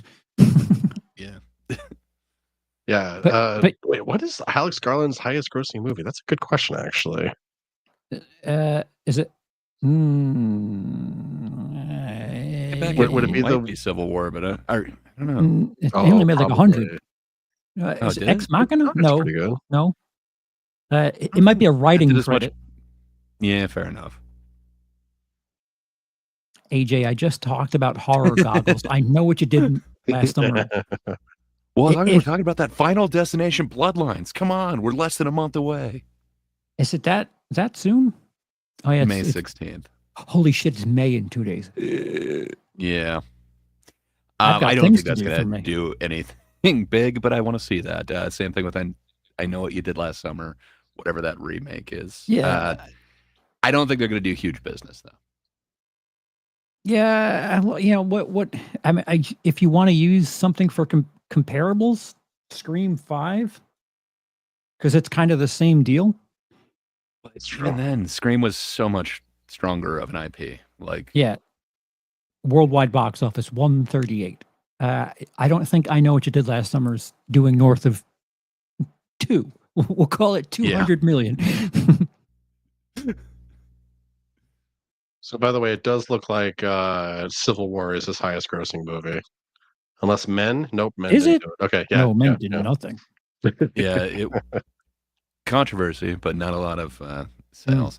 I was thinking maybe Ex Machina, but it seemed like that even got more of a following after. It wasn't huge in theaters. Well, both Ex Machina and Dread made in like the 40 million range. So they did good, just not amazing. That's what I'm trying to say. Like I don't him as a name on a poster. I don't think that's going to get people all fired up. I don't think. Fair enough. I don't. You're right. He's not a huge draw, but I'm happy that he's back there. Sure. I trust what he's going to do. What is coming up this week? But yeah, I don't think anything. Good question. Yeah, I didn't actually write anything from this. Yeah, it's kind of a Fighter Flight is May 9th, but yeah, I don't know what's this weekend. It's weird that they didn't release Revenge of the Sith right around time for May the 4th. Like, why didn't they do that? Yeah. Well, I mean, it might still be out there. That's just next weekend, right? Yeah, I didn't think about that actually. It's strange that the movie business still has like these little gimmicky dates that don't mean anything, but they're brilliant marketing. Like Omen in 2006, the Omen remake being released on June 6th, 2006, because you could market it as 666 and thing opened on a Tuesday. Still doesn't have the best Tuesday opening. Warfare didn't do very good at all. Jake. We previously talked about it. So it would be 24 is the main one coming out this one. This Friday. Yeah, that's the big one. Friday's Thunderbolts already? Oh, wait. What's the date today? Today's the 28th. Yeah, so Thunderbolts is the only release this weekend. These other things might be good, but I've never heard of Pavements or Words of War. No offense to them, they could be great. I think Thunderbolts is. Wait, do we have the? What if Sinners we don't have Thunderbolts? It won't. I mean, it'd be cool if it still made like 40 million again. But you think it's going to do more than 40? I mean, it's got to. It's Marvel. What am I talking about? Thunderbolts, yes. I'm of the mind to be like maybe 100, maybe. Okay, that's fair. Maybe. Do people give a shit? I don't know. Who doesn't love David Harbour? You have David Harbour doing a crazy Russian accent in this. I mean, sorry, spoilers. What? I mean, I would like to see it more than some of the previous ones that were put forth, but even then, I'm not dying to see it. I don't know. I think Marvel's done some damage. I kind of want to see where they're going with Fantastic Four, but I don't know. Even then, I'm not champing at the bit. I don't know how to read any of this because I mean, Captain America, holy shit, lead balloon. Mm-hmm.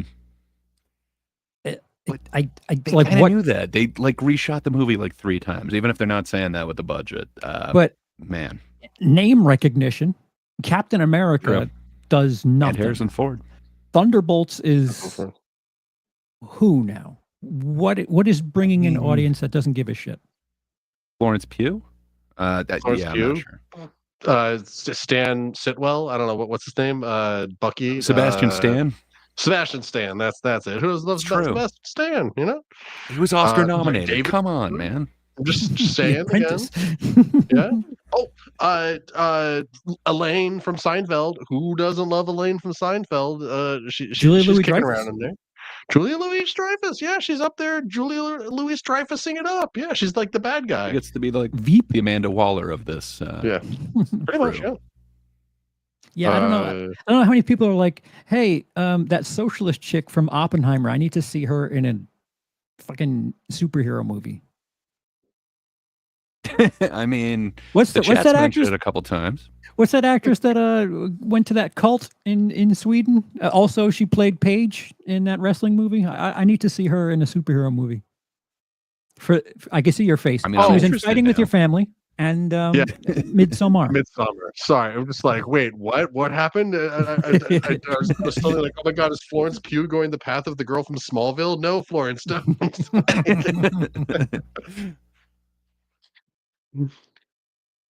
Oh, I do love Yeah. Florence Pugh. I'd say maybe it's just personal things, but I think she's a draw. Who doesn't? She's she's feisty and cute. Who doesn't love feisty and cute? So is Mary Elizabeth Winstead, but she's not pulling in 100 million on her name alone. She should be. Yeah, and she's married to Obi-Wan. Good for both of them. I guess. Yeah. So Because Scott spend says the rest of her life hearing "Hello there" from the master. it had too much pop music in the trailer. That's a red flag for me. I For which do one? think Thunderbolts. I think Thunderbolts is trying to do something like Guardians, but I don't know if it has that charming look to it. You think back to the one. Okay, so technically, I think Incredible Hulk launched it, but you think back to the one that kind of launched the MCU, and that's Iron Man. Like that had pop music all throughout it. I don't know. I kind of, to me, that's not necessarily a red flag, but it doesn't convince me to go see it just because I hear some pop music. Yeah, I don't know if the regular movie-going audience is of the mindset of, yeah, all right, Marvel, you're forgiven. You can keep doing that Guardian shit 10 years later. I think it's been a really rough post-COVID for Marvel. It'll take a while to build that trust back, But hey, we're gonna get Ironheart soon. So yay! I Is that a can't. movie or is that a show? I forgot. It's a show. It's been on the shelf for like 4 years. Supposedly, it's already done. But I cannot name you. Skeleton Crew was great. It was on the shelf for a few years. Yeah, no, I was not expecting the quality that we got. Same owners. They're shell shocked. They don't know what the hell they're doing. What is the strongest Disney movie? What is the strongest Marvel movie of the last 5 years? Is it Guardians 3? Yeah, probably Guardians 3, Shang-Chi, or Doctor Strange.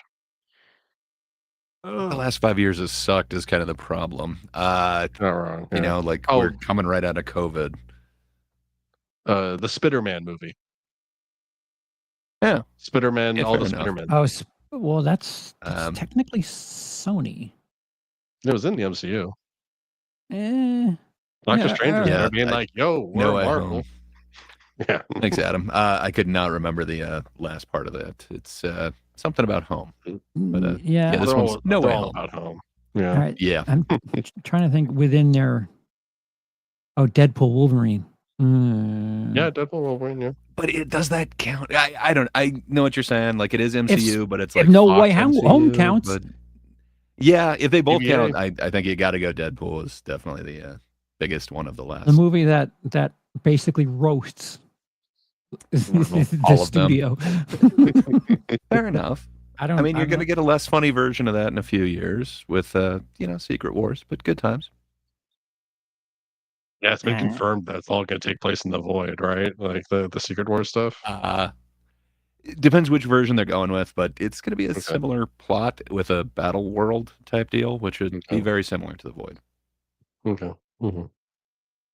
Yeah, Multiverse is 411.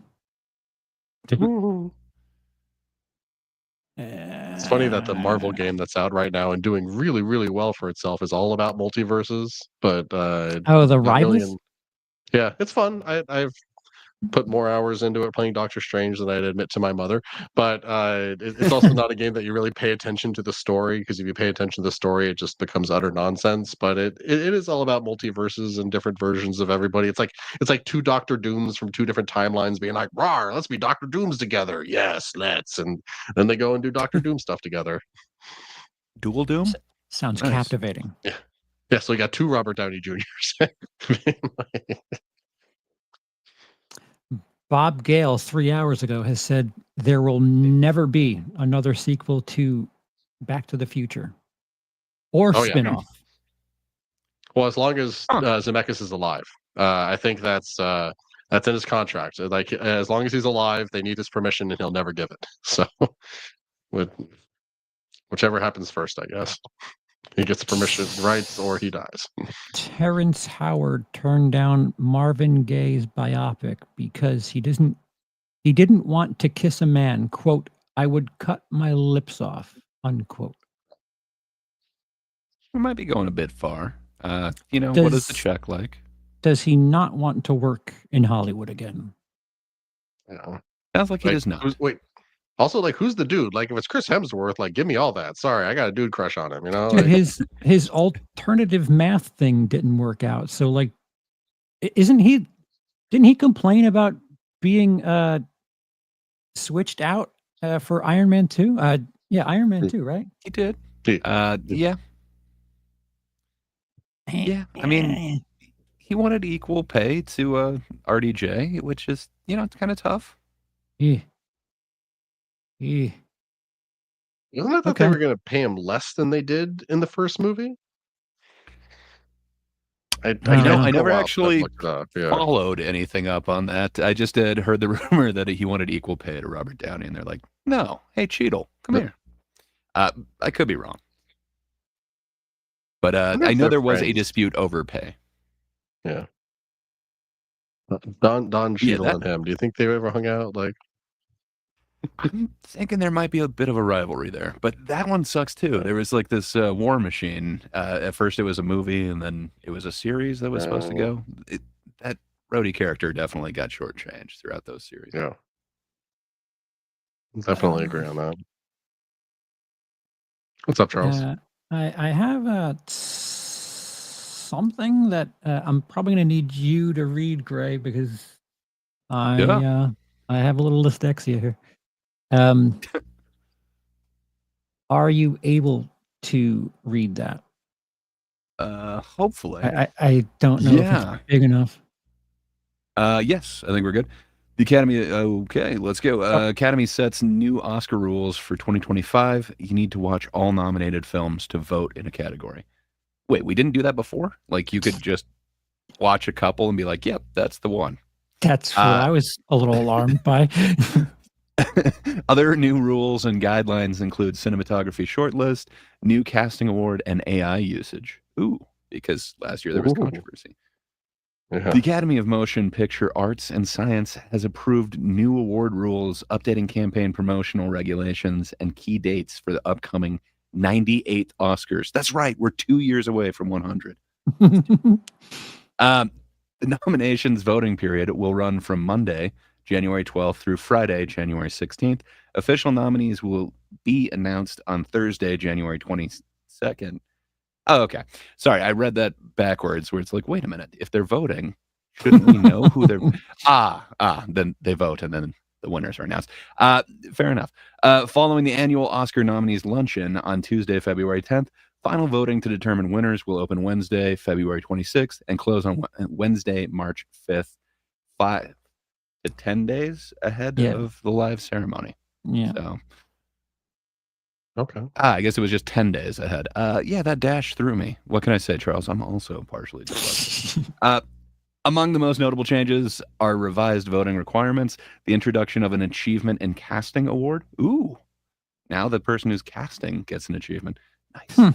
And clarified guidance on the use of generative artificial intelligence in film production. The updated rules may also include expanded eligibility for international filmmakers and new submission deadlines across several categories. Key procedural shift. Academy members are now required to view all nominated films within a category to be eligible to vote in the final round. When it's surprisingly this wasn't already a formal requirement. I'm glad that he wrote that as the next sentence, because isn't that what we all thought? Like, I don't vote, and I thought, hey, I should probably watch all of these to actually like cast my fan vote for which one I like. It took them 97 years to get this clarified. Questions remain about how the Academy plans to verify compliance and enforce the rules. So maybe some AI compliance? We'll see. The Academy could be doing some sort of confirmation there. Similar to how BAFTA conducts its voting, Academy members will only be able to access final round ballots for categories in which they've confirmed they've watched all nominated films. If the BAFTAs were doing it, why hasn't the Oscars been doing it? But like, how do they do it? Do they have to take a quiz? Do you have to like answer like plot questions about them? I mean, You know, like some of the screeners have like the verification where you need to actually like be logged in. And So you keep reading. The Academy will monitor viewing activity through its members-only Academy screening room streaming That's platform. hilarious. I That shouldn't have. sucks. So, So if you've seen it's- it like in theater, it might not count. You'd still have to see it through their no, viewing they're platform to doing like come a through? thing. They're doing a thing like Cinema Score. So if it's viewed outside the platform, screenings or private events, members must submit a form indicating when and where they watched the film. Okay. And then they'll verify. If you don't have your stub, you're screwed. Yeah. Man, that's kind of cool. That is kind of So, cool. Lindsey, That's me. well, it's SAG, right? You voted on what? So have they verified whether or not you watch things that you voted on? Awesome. I have so much faith. No way, shape, or form. And I honestly, I don't actually. That's the reason why I don't usually vote. I've done it a few times, but like only the years where I managed to actually watch all the things, because it doesn't feel fair if I don't watch them all. You know, and I could be short selling someone. Like, Yeah, well, I try to be honest. it took them Scott 97 has- years. Yeah. Scott has an awesome comment that if you fall asleep during the screening, you have to rewatch. I wonder if they're going to do that like eye tracking thing, the one that you were doing during Scream, Hilarious. or not Scream, excuse me, the greatest Smile 2, the greatest musical of last year. Yeah, there was Lindsey that. did Yeah, didn't you have to like be screaming the entire time, or there was She's something smiling. Smiling. That That's was- right. Felt utterly insane that entire video, but that was a fun one. It's on my channel. Go check it out. Buy 2 cents of nonsense. You should. Plug. Thank you, Greg. It is fun to watch that one. But yeah, that would be awesome if they implemented some sort of thing where it's watching you as you're watching it, and then you can't lie to it. I'm Pretty down cool. for that. It's the kind of technology that MoviePass wanted to use for a minute, where it's like, we'll give you free tickets, but you have to watch ads on the app, and the app knows if you're not actually watching. Other news, Ready or Not, Here I Come, adds Sarah Michelle Gellar. So excited. Explicitly because of Sarah Michelle Gellar. So sorry to cut you off, man, but Really? I am a Buffy fan. I am so hyped. Give me some SMG, man. What has she done hyped. since? Not The enough. Dexter season. Nope, doesn't count. She had like 4 lines in that. Oh, okay. She was one of the evil Jedis in one of the cartoon Star Wars things, like the Ninth Sister or something like that.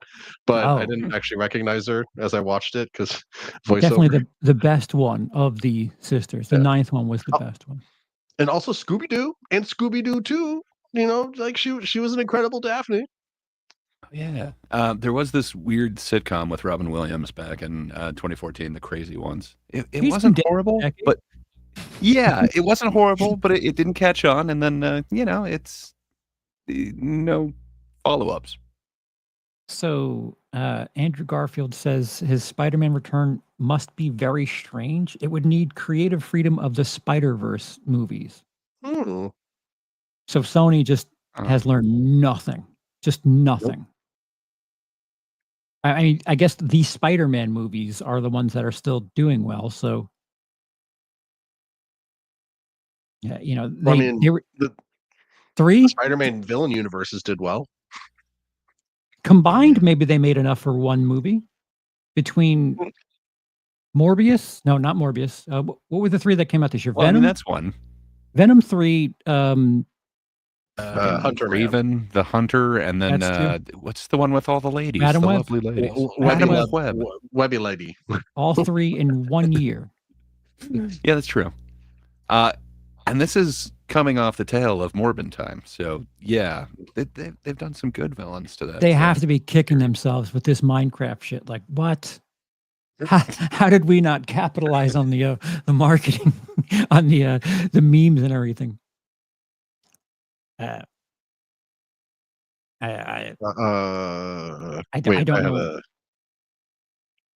You have I a had a what? thought and left me. I had a thought and I totally forgot it. Crap. I'm sorry. No, never mind. How dare you, Jacob? Jacob? Here tonight. Southland Tales hurt nobody. Okay. He just happens to mention that SMG's career was hurt by Southland Tales. I think nobody was hurt by it. It's a great thing. Read the comic books. It's a masterpiece. I guess this section brought to you by Variety.com. I thought we were going to say SMG. I kind of wish. There are a couple of VIP Plus articles that I really want to read, but their titles alone have me interested. Horror overkill, too many scary movies set for 2025 theatrical releases. And I'm intrigued as to where that story would go, but I'm not VIP Plus. And there's another article, how Sinners financing model offers salvation for all producers. So if you're nerdy like I am, there's a couple of articles there on VIP Plus on Variety.com to check out. This is also brought to you by Ground News. We don't have a sponsor. I don't know why I'm doing this. I wish we were sponsored by Ground News. I love those guys. I'm trying to think of all the like slop tube ads that I've seen. I don't know. Oh, what's that game? The mobile game. Clash of Kings? Yeah, Clash of this episode is brought to you by Clash of Kings. Yeah, we're just giving free advertising because none of them have given us any of this. Unless you have any other news. I did see Lady in the Yard like 2 weeks ago.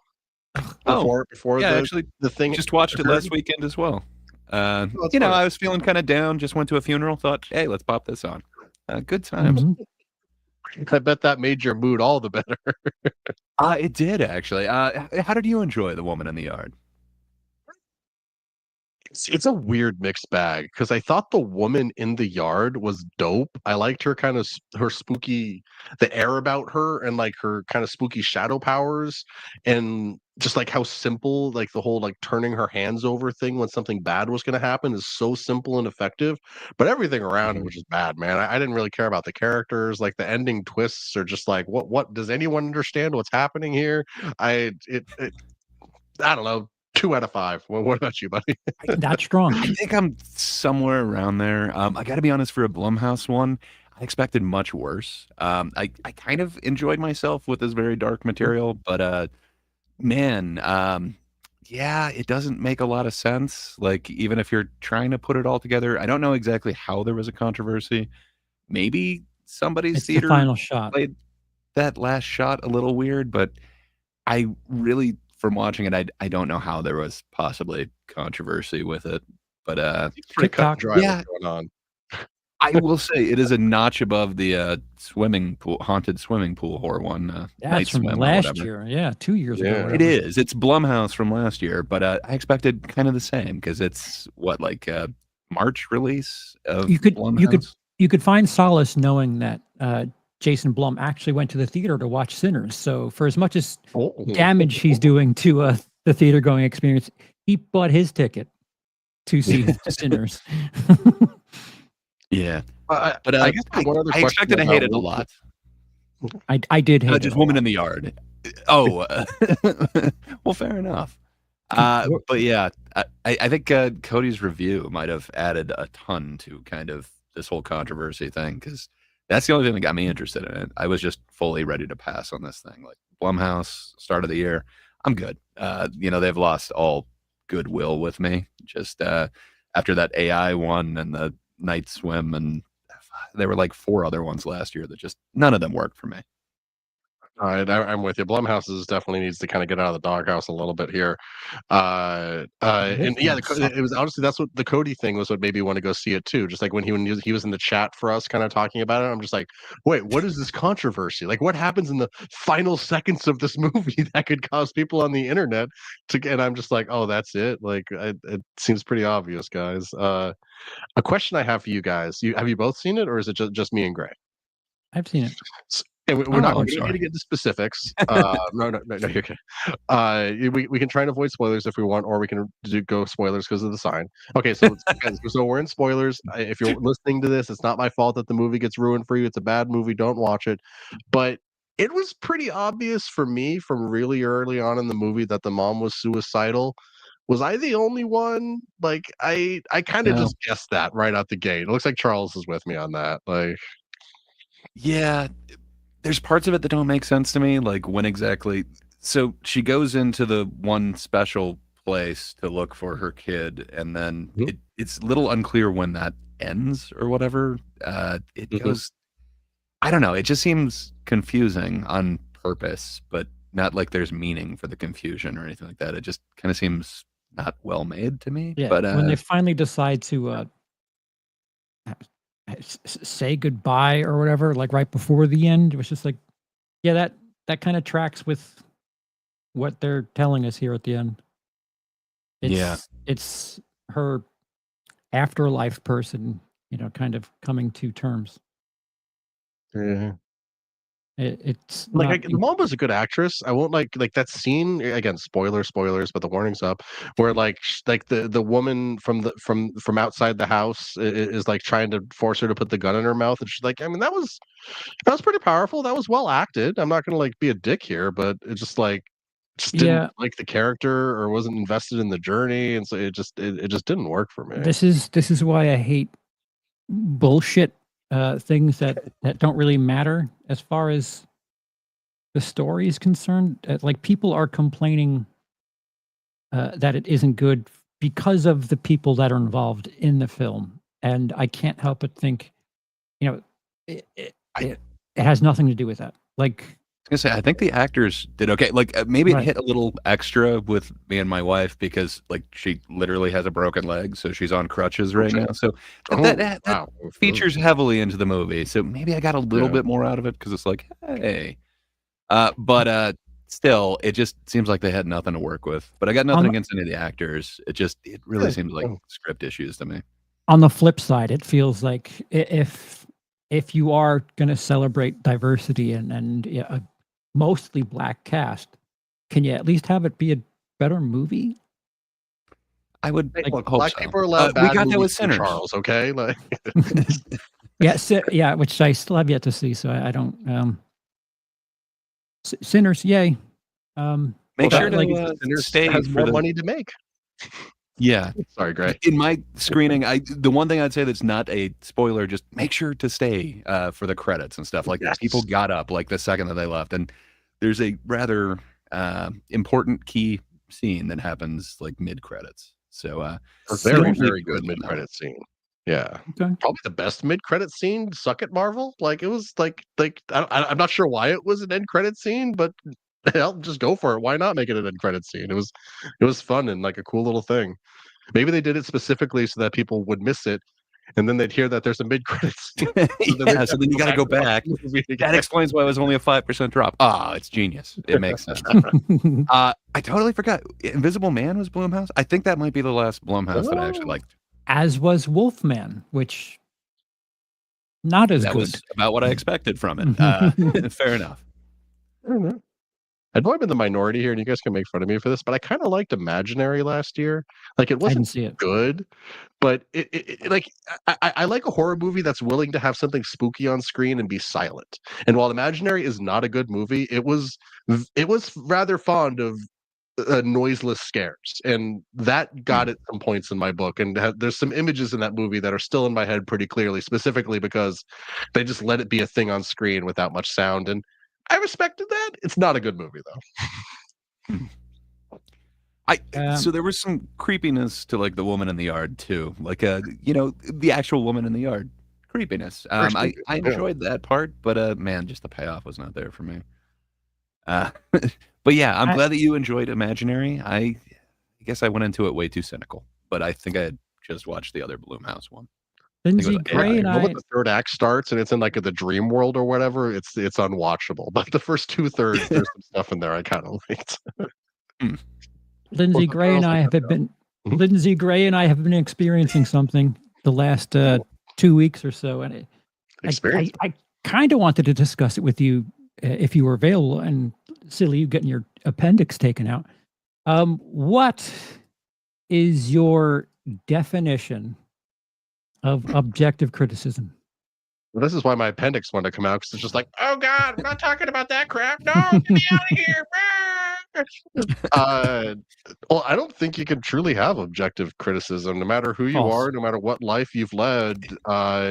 When you bring it into your discussion of art, when you're discussing the art, you're interpreting the art, and you interpret things through the lens of your life and who you are as a person. So it's always going to be a little bit different. That's why, people can watch something like The Woman in the Yard and be like, "Ma, it was the real world. Ma, it was the dream world." Oh, sorry, the spoiler thing's not up anymore. I just ruined the movie. But I think the goal should be to attempt to be criticism. Like, you shouldn't like come out the gate with like every M. Night Shyamalan movie review being like, "Yo, fuck M. Night Shyamalan." You should try to give everything its fair shake, but you're never going to get truly objective. You just aren't. It's not possible. And I think people that claim otherwise are either dishonest with themselves or with others, or some mix of both. Careful with that dishonest label. People don't like that, apparently. What do you think? Just it got back to me after I kept saying it's dishonest. So good times. So Let me have objective it, Gray. I criticism. love it when you come at me. So objective criticism isn't a thing as far as you're concerned. Yeah, I mean, like, so, like, the objective, not the objective. The definition is, criticism without, coloring from the person. Just talking about the movie or the game or the book or whatever. But you can't really do that. Like, one of my favorite YouTube videos ever is a video game guy giving an objective criticism of, I think it was Final Fantasy 13. It's like, game has graphics. There are characters. Adventure is had and characters change over course of adventure, because it's like an objective thing is just saying what the thing is without giving your commentary on the thing, because you can't give your commentary without who you are. Go ahead, Greg. 100% agree. My thing is, like, I think you could do a version of it, but it would basically be a checklist. Like, yes, it had this, it had this, it had this. Not whether it was good or bad, that'd be coloring it. But right.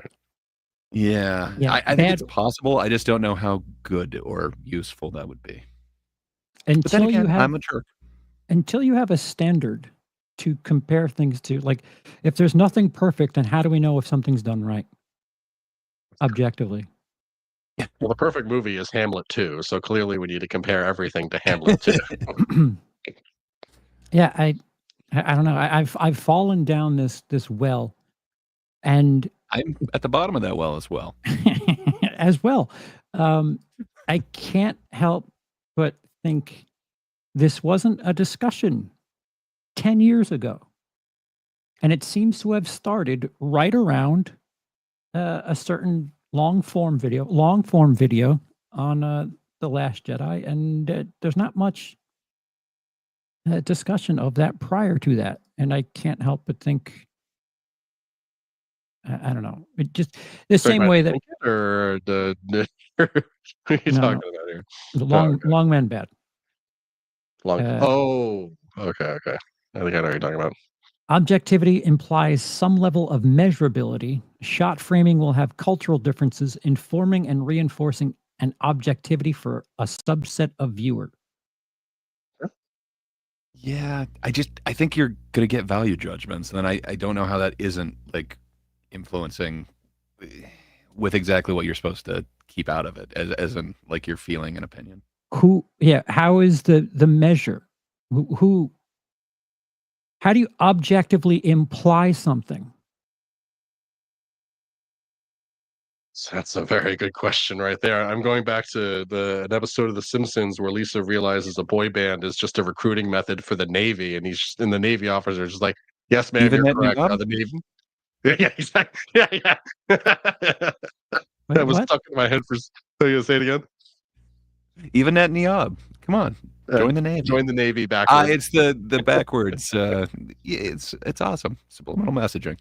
It's great. But I just love the moment where like the Navy guy is just like, "Yeah, we've been doing subliminal and obliminal messages for an extremely long time now. What's an obliminal message? You join the Navy." But I don't know. Everyone's trying to sound smart on the internet, right? So that's why we need to have more objective criticism. Comes from someone trying to sound smart, and I'm someone who tries to sound smart on the internet all the time. So I'm guilty of this as well. Well, I think there's elitism being thrown as a slight against both sides. Like I guess art kids, and gatekeeping. I guess gatekeeping. Just a bunch of, you don't know the truth, man. I just can't help but think that someone saying this is objectively bad, while I hope it's a joke, the same way people say, literally when they mean figuratively, um, there appears to be this sort of slight if someone says all art is subjective, because they take that to mean the same definition as Incredibles. If everyone is special, then nobody is, and like that's hardcore. I think so, and I think again, a completely subjective criticism would also be kind of useless. I think you would just be like, well, feelings were invoked. I don't know. Like I think a good mixture would probably be good. You can say things that objectively happen, and then you could talk about how it affected you. I don't know. We've talked about this ad nauseum. If you do want to hear way more about this, definitely subscribe to Charles's channel. And then there's a previous video on here for members only that goes kind of heavily into our thoughts. I spend every episode of Show Business waiting for Gray to start plugging things. I love his plug voice. So Scott says, when film criticism becomes a math formula, we've gone too far. Just find a reviewer you trust and you're good. You would think, right? But hey, AI, they'll get a math formula for it. It'll truly be objective. They'll have it down to a 5. Subjectively, we all deserve a participation trophy. Pretentious, so tired of that term. Next time someone uses that word, call them an anti-intellectual and watch them lose their shit. Yeah, I just think in the age of the internet, where, credentials seem less and less to be a thing, the I know more than you thing seems to be a bit more a stingy of a subject. And I don't think there's ever going back. We're in this postmodernist world of information. So, cinema sins. We're never going back. Ding. Well, it leads to great films, though. This postmodernism. I love it when genres combined. Good times. It is true. Objectively, that is true, Cody. I think we need to have a contest then, just a 5-hour stream of like Cody saying everything that he knows and Charles saying everything that he knows, and we'll just only see. 5, huh? We can log being 5, generous 10, to you. 16 hours, Well, I just like, dude, this is 2 full, not 2 full weeks, but 2 weeks, and I have no further clarification.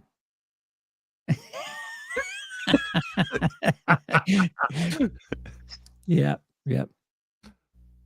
The fact that I don't have any further definition of what objectivity in criticism is, like it doesn't have meaning to me.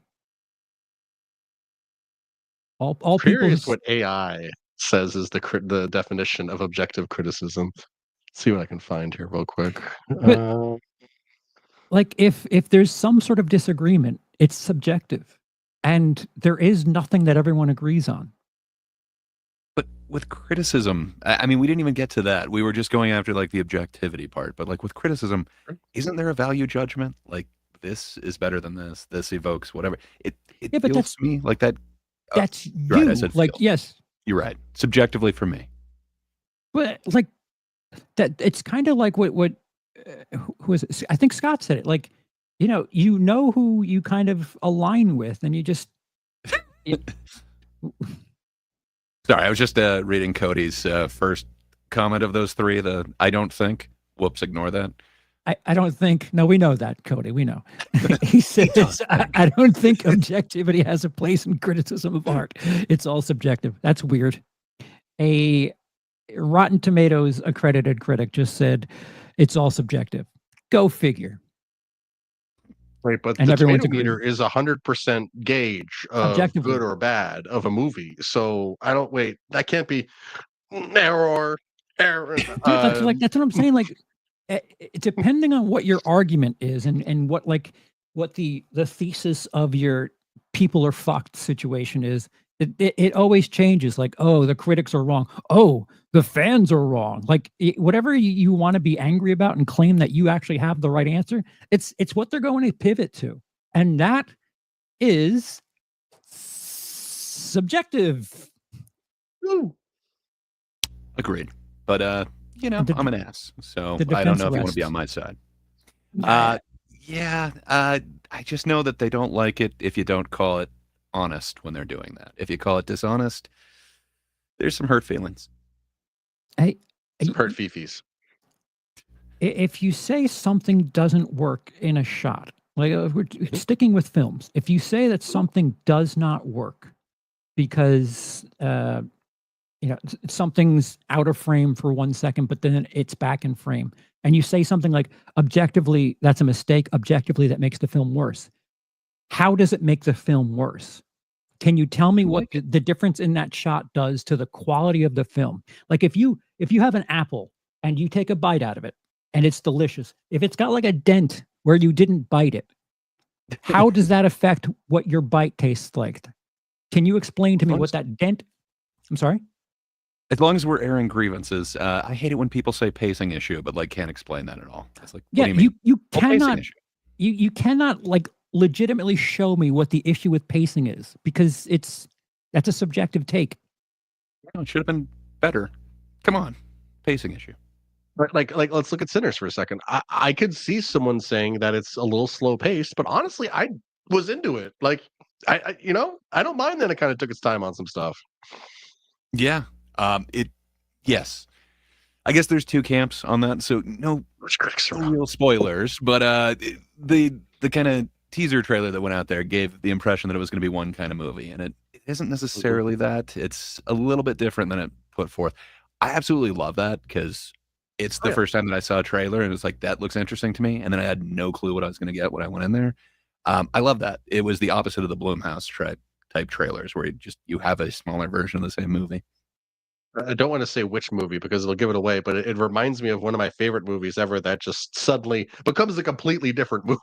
Yep, it's two of my favorite movies from some really good guys that it seems to be combined into this one amazing thing. Sorry, Charles, on your show we took over. I apologize. It's our show, but I've heard that comparison from the late 90s. Yes. Oh, they told you it turns into the Matrix. Dang it. Mine is from the early 2000s, but fair enough. Yes. The one that you're talking about from the 90s. Yes, that is the one film. And then it's a film from the 2000s. Good time. I love feet. Inexplicably, I love feet. Yeah, and there were some good ones. This is a family show. Why are we getting? Feet are fine. See? He gets it without saying.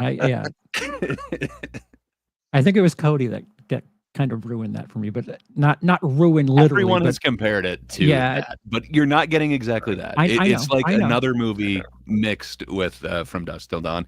Of course, like everybody is going to compare it to that because it's not a secret that there's vampires in this, and then they show action in the trailer. Like, how would that not be a comparison? But fair enough. I don't think that's a huge spoiler. Like literally everyone said it, but I see on Charles's face that I have been an ass. So some of the trailers have shown that element. That's why for the most part, like someone there's been a horror trailer that was released in the last week. It might be I Know What You Did Last Summer, and someone's like, "Did you watch it?" I'm like, "No, I'm not watching a horror trailer. That's for sure." Yeah, as creativity shouldn't be forced to be rigidly structured. Objectivity would limit things, right? I admire imperfections that come from having the freedom to not have to view something through a defined lens. Well, that's just your subjective opinion, though. There's the fans of trains seem to want a very specific way to grade something, and on the note of this, I'm not going to say spoilers, but Sinners it takes a couple of big swings with ideas and concepts, and like it's such a better movie for doing it. No, I'm not going to say anything specific. Right over his face. That's where it deserves to be. And it feels like it shouldn't work, but for me it totally does. But that's a subjective opinion. Yeah. And I know I was being an ass, Adrian, but I couldn't agree with what you're saying more. I agree with you. It's those little imperfections that not boilerplate exactly ticking off boxes that kind of make something amazing for me. Yeah, and when intent comes into it, I'm sorry, like I've seen way too much content and from different perspectives, and I just can't help but think I'm sorry. Objectively, this is a chair. Like, yeah, okay, but subjectively, how you feel about that in artwork is subjective. Like, stop it. Yeah, we need to get like a sound thing where Lindsey's saying a thing. I didn't. Lindsey doesn't even front load it with "I'm not going to spoil anything," and he's just like, "All right, so you know the sled, right?" It's Citizen Kane, like it's 100-year-old movie. And I didn't give the joke away. You gave the punchline, which is not the spoiler. Don't make me come up here and start spoiling everything ever. Snape kills. Thank you. We're trying to stop you, man. Come on. Gwyneth Paltrow, box. Snape kills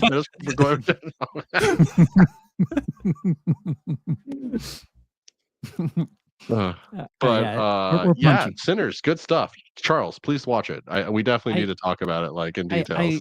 I will. I promise I will. If I can watch Until Dawn, you can watch Sinners, sir. No, well, I didn't. Nobody told you to watch Until Dawn like that. That was not you. I've been watching. Last of Us. I meant to watch. I need to watch Andor, but they're dropping them in 3-episode chunks, right? At least the first 3 were dropped. Yeah. I don't know if they're doing another 3 or if they're just doing 1 per week now. Disney has kind of done both in the past. I'm kind of, if they drop 3 every week, I'll wait until it's done. But oh man, you can't wait. You're gonna miss the controversy. We got to wade into these waters. Come on, everyone's upset. Oh, Star Wars went too far. The struggle snuggle situation. Indeed, the attempted, yes. Well, but they would never do that in Star Wars because Darth Vader wouldn't be okay with it, guys. But he killed children. Yeah, but they deserved it. They were bad kids. I think that argument kind of falls flat when you see like what happens in the first season of Andor and like how bad the powerful class could treat the underclass. So I don't know. When did you bail on Last of Us? It has nothing in the game's narrative.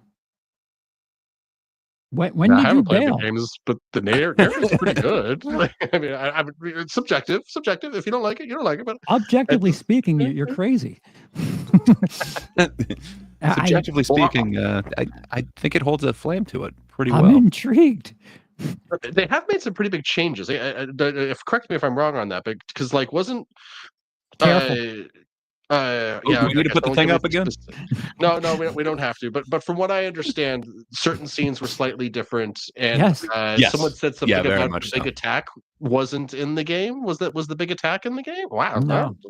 That's a pretty big difference. Those are 2 big differences, and there's controversial big differences. Where we are right now, there's a something of a pivot where it's like, wait, this thing isn't what happened in the game. So as of right now, there's a big move that they have not properly, whatever. I don't know.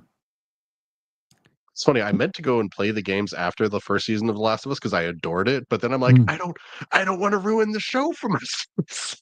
I haven't played them yet. Maybe I will after season 2's over. But I really loved.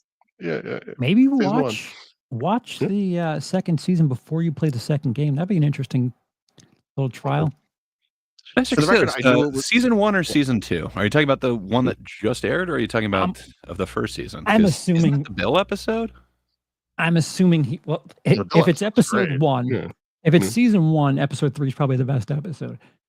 Objectively, if it's season 2, I mean, they won an Emmy for it. How could you possibly win an Emmy for something bad? Oh, okay, you're talking about this season. I can see people thinking that last one was boring. Fair enough. Without knowing where it goes from here forward, it's kind of hard to say that it's boring. I think it needs you to. It could be shorter. Yes, I think you could have had the after effects be a little bit more tight. Interesting. But without knowing where they go in that direction, I don't know if boring is the word I'd use. But there's some things that were set up, like you mentioned, like it. A lot of people could definitely see this as like filler, but I think it's setting up a lot of things. So I'm still excited to see where they're going. But yeah, I can't wait for the flashback episode this season. they drop seeds for as far as like the theme of how to deal with anger.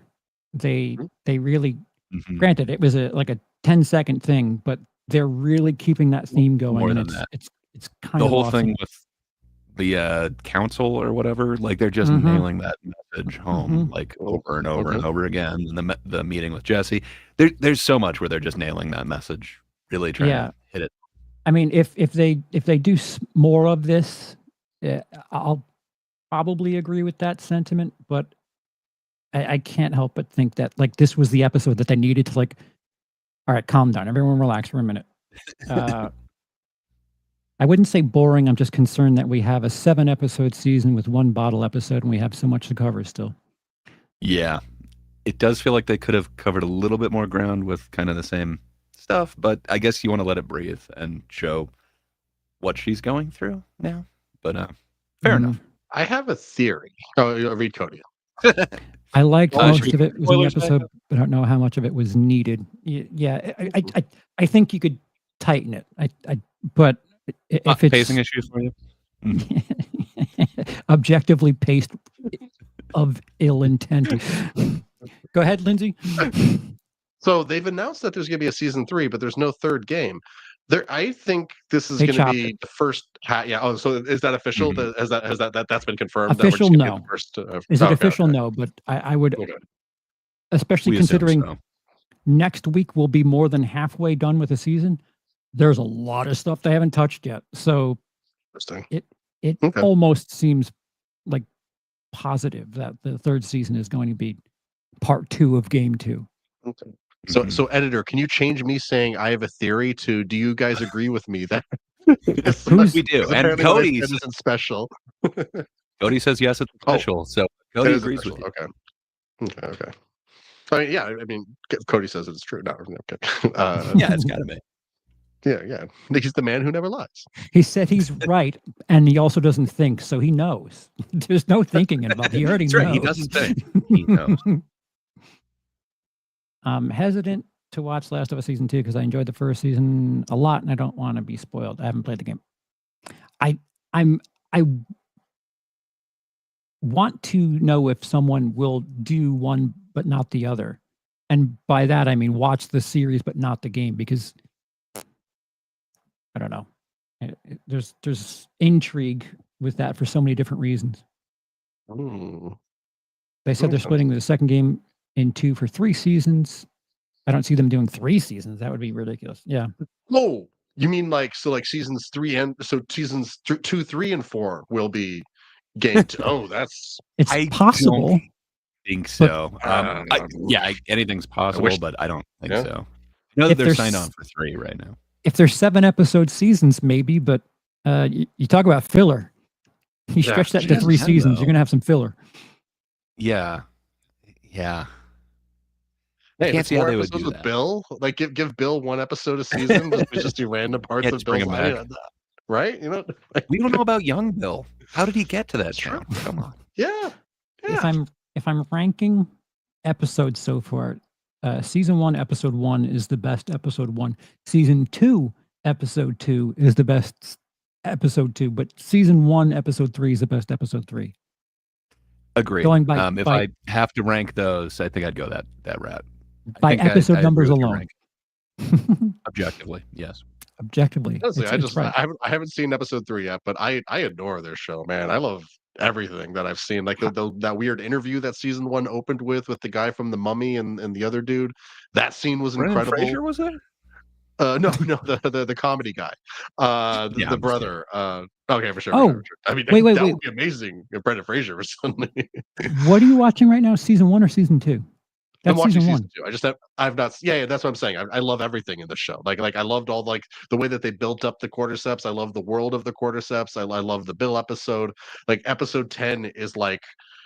I knew it was coming, but it's still Pedro freaking sells that scene, man, and you know what scene I'm talking about. Like this is a great goddamn show, and the big battle in this season was incredible. I loved episode 1 too. I thought it really established a character that would be difficult to introduce very well.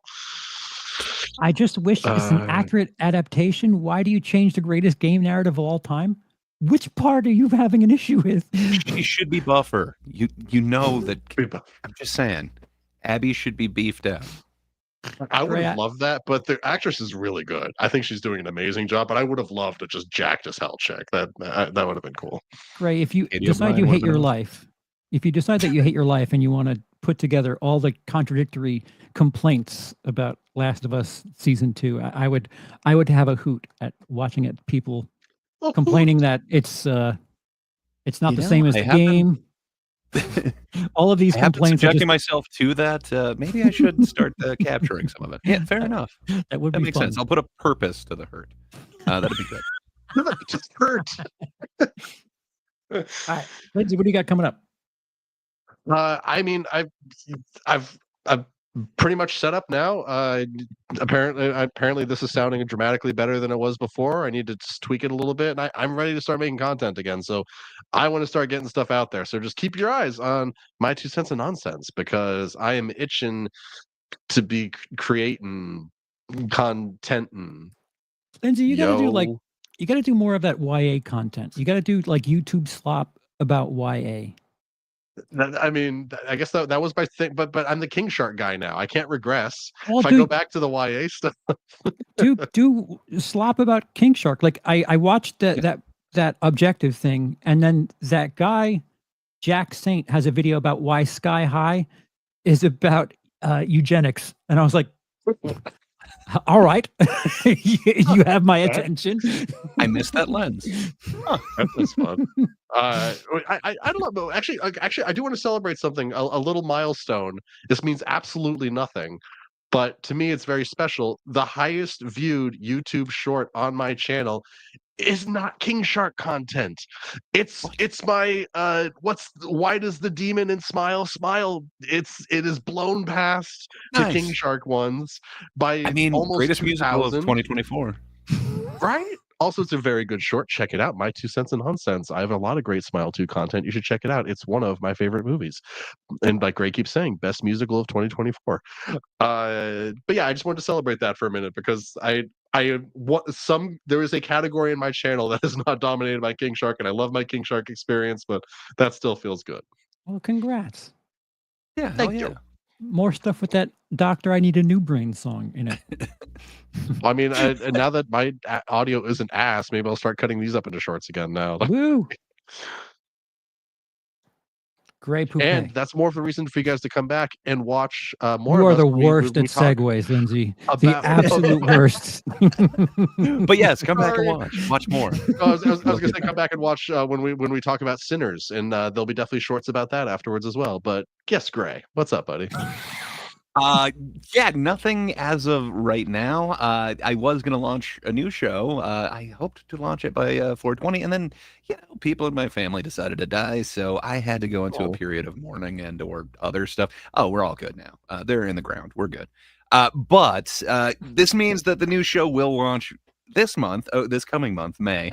So expect an announcement probably by the next time we actually do this. But yeah, hope to have some entertaining content for everybody out there, and I'll announce a little bit more about it later. But if you just can't get enough, and you want to come on over and see perhaps more of Charles, more of myself, and us pissing off an entire panel of people, come on over to The Thinkers. You can watch at least 6 hours of us debating objective criticism with people who believe it exists. So if that interests you, you can hear us debate it ad nauseum over on YouTube at That Darn Kidda for The Thinkers every Thursday. And if you just can't get enough and you want to watch live this Thursday, we're going to have the ultimate debate, the debate to settle all debates, the one that really matters: pancakes or waffles. It all comes down to this. So please join us. We've got a panel from at least 3 different countries that get together, disagree about everything, usually leave amicably. Not the last couple weeks, but usually we can leave amicably. If that interests you, come on, YouTube at That Darn Kidda, Thursday. Waffles versus pancakes. That's all I got. Charles, what do you have? Oh, yes. Will crepes be mentioned in the debate at all?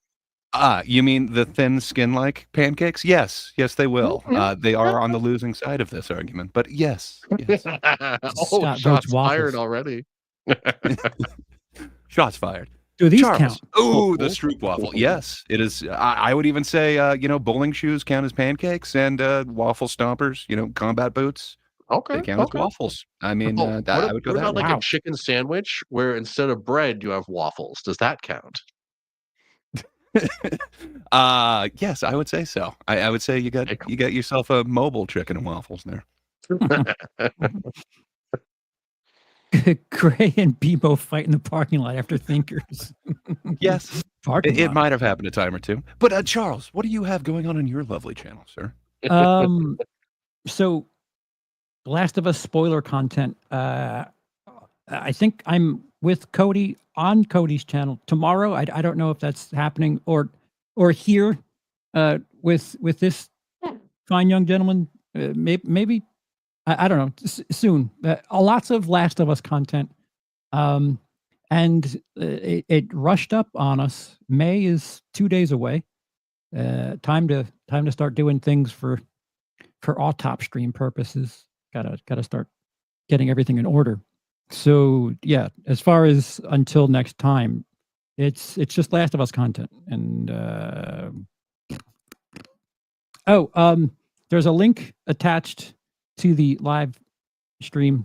The fundraiser is still going. Might have to be doing streams again. That's I'll deliver that news whenever that happens, but still need help and appreciate spreading the word. That's You know what the ultimate YouTube streaming hack is, right? Just start streaming yourself playing Minecraft. You'll be a billionaire in a week. really. I mean, it's the most viewed content on YouTube, I think, or at least at one point it was. Do you need to know what you're doing? No, if anything, you're like failing at knowing what you're doing because you'll cause people to spam in chat. No, sir, no, you need to punch the tree. Well, how did Mr. Beast become a thing? Partially because of Minecraft. He did a bunch of Minecraft stuff earlier in his thing. Also, someone gave him $10,000 for a sponsor, and he gave it to someone on the street, or gave it to someone on the street. Maybe staged. I don't know. And so he made a video saying, "I gave a homeless person $10,000," and that. Oh, is that how he Yeah. got big? Oh, That was a huge part of it. Yeah. I mean, he was also making content before that, but that was a big. Yeah. all right. With that,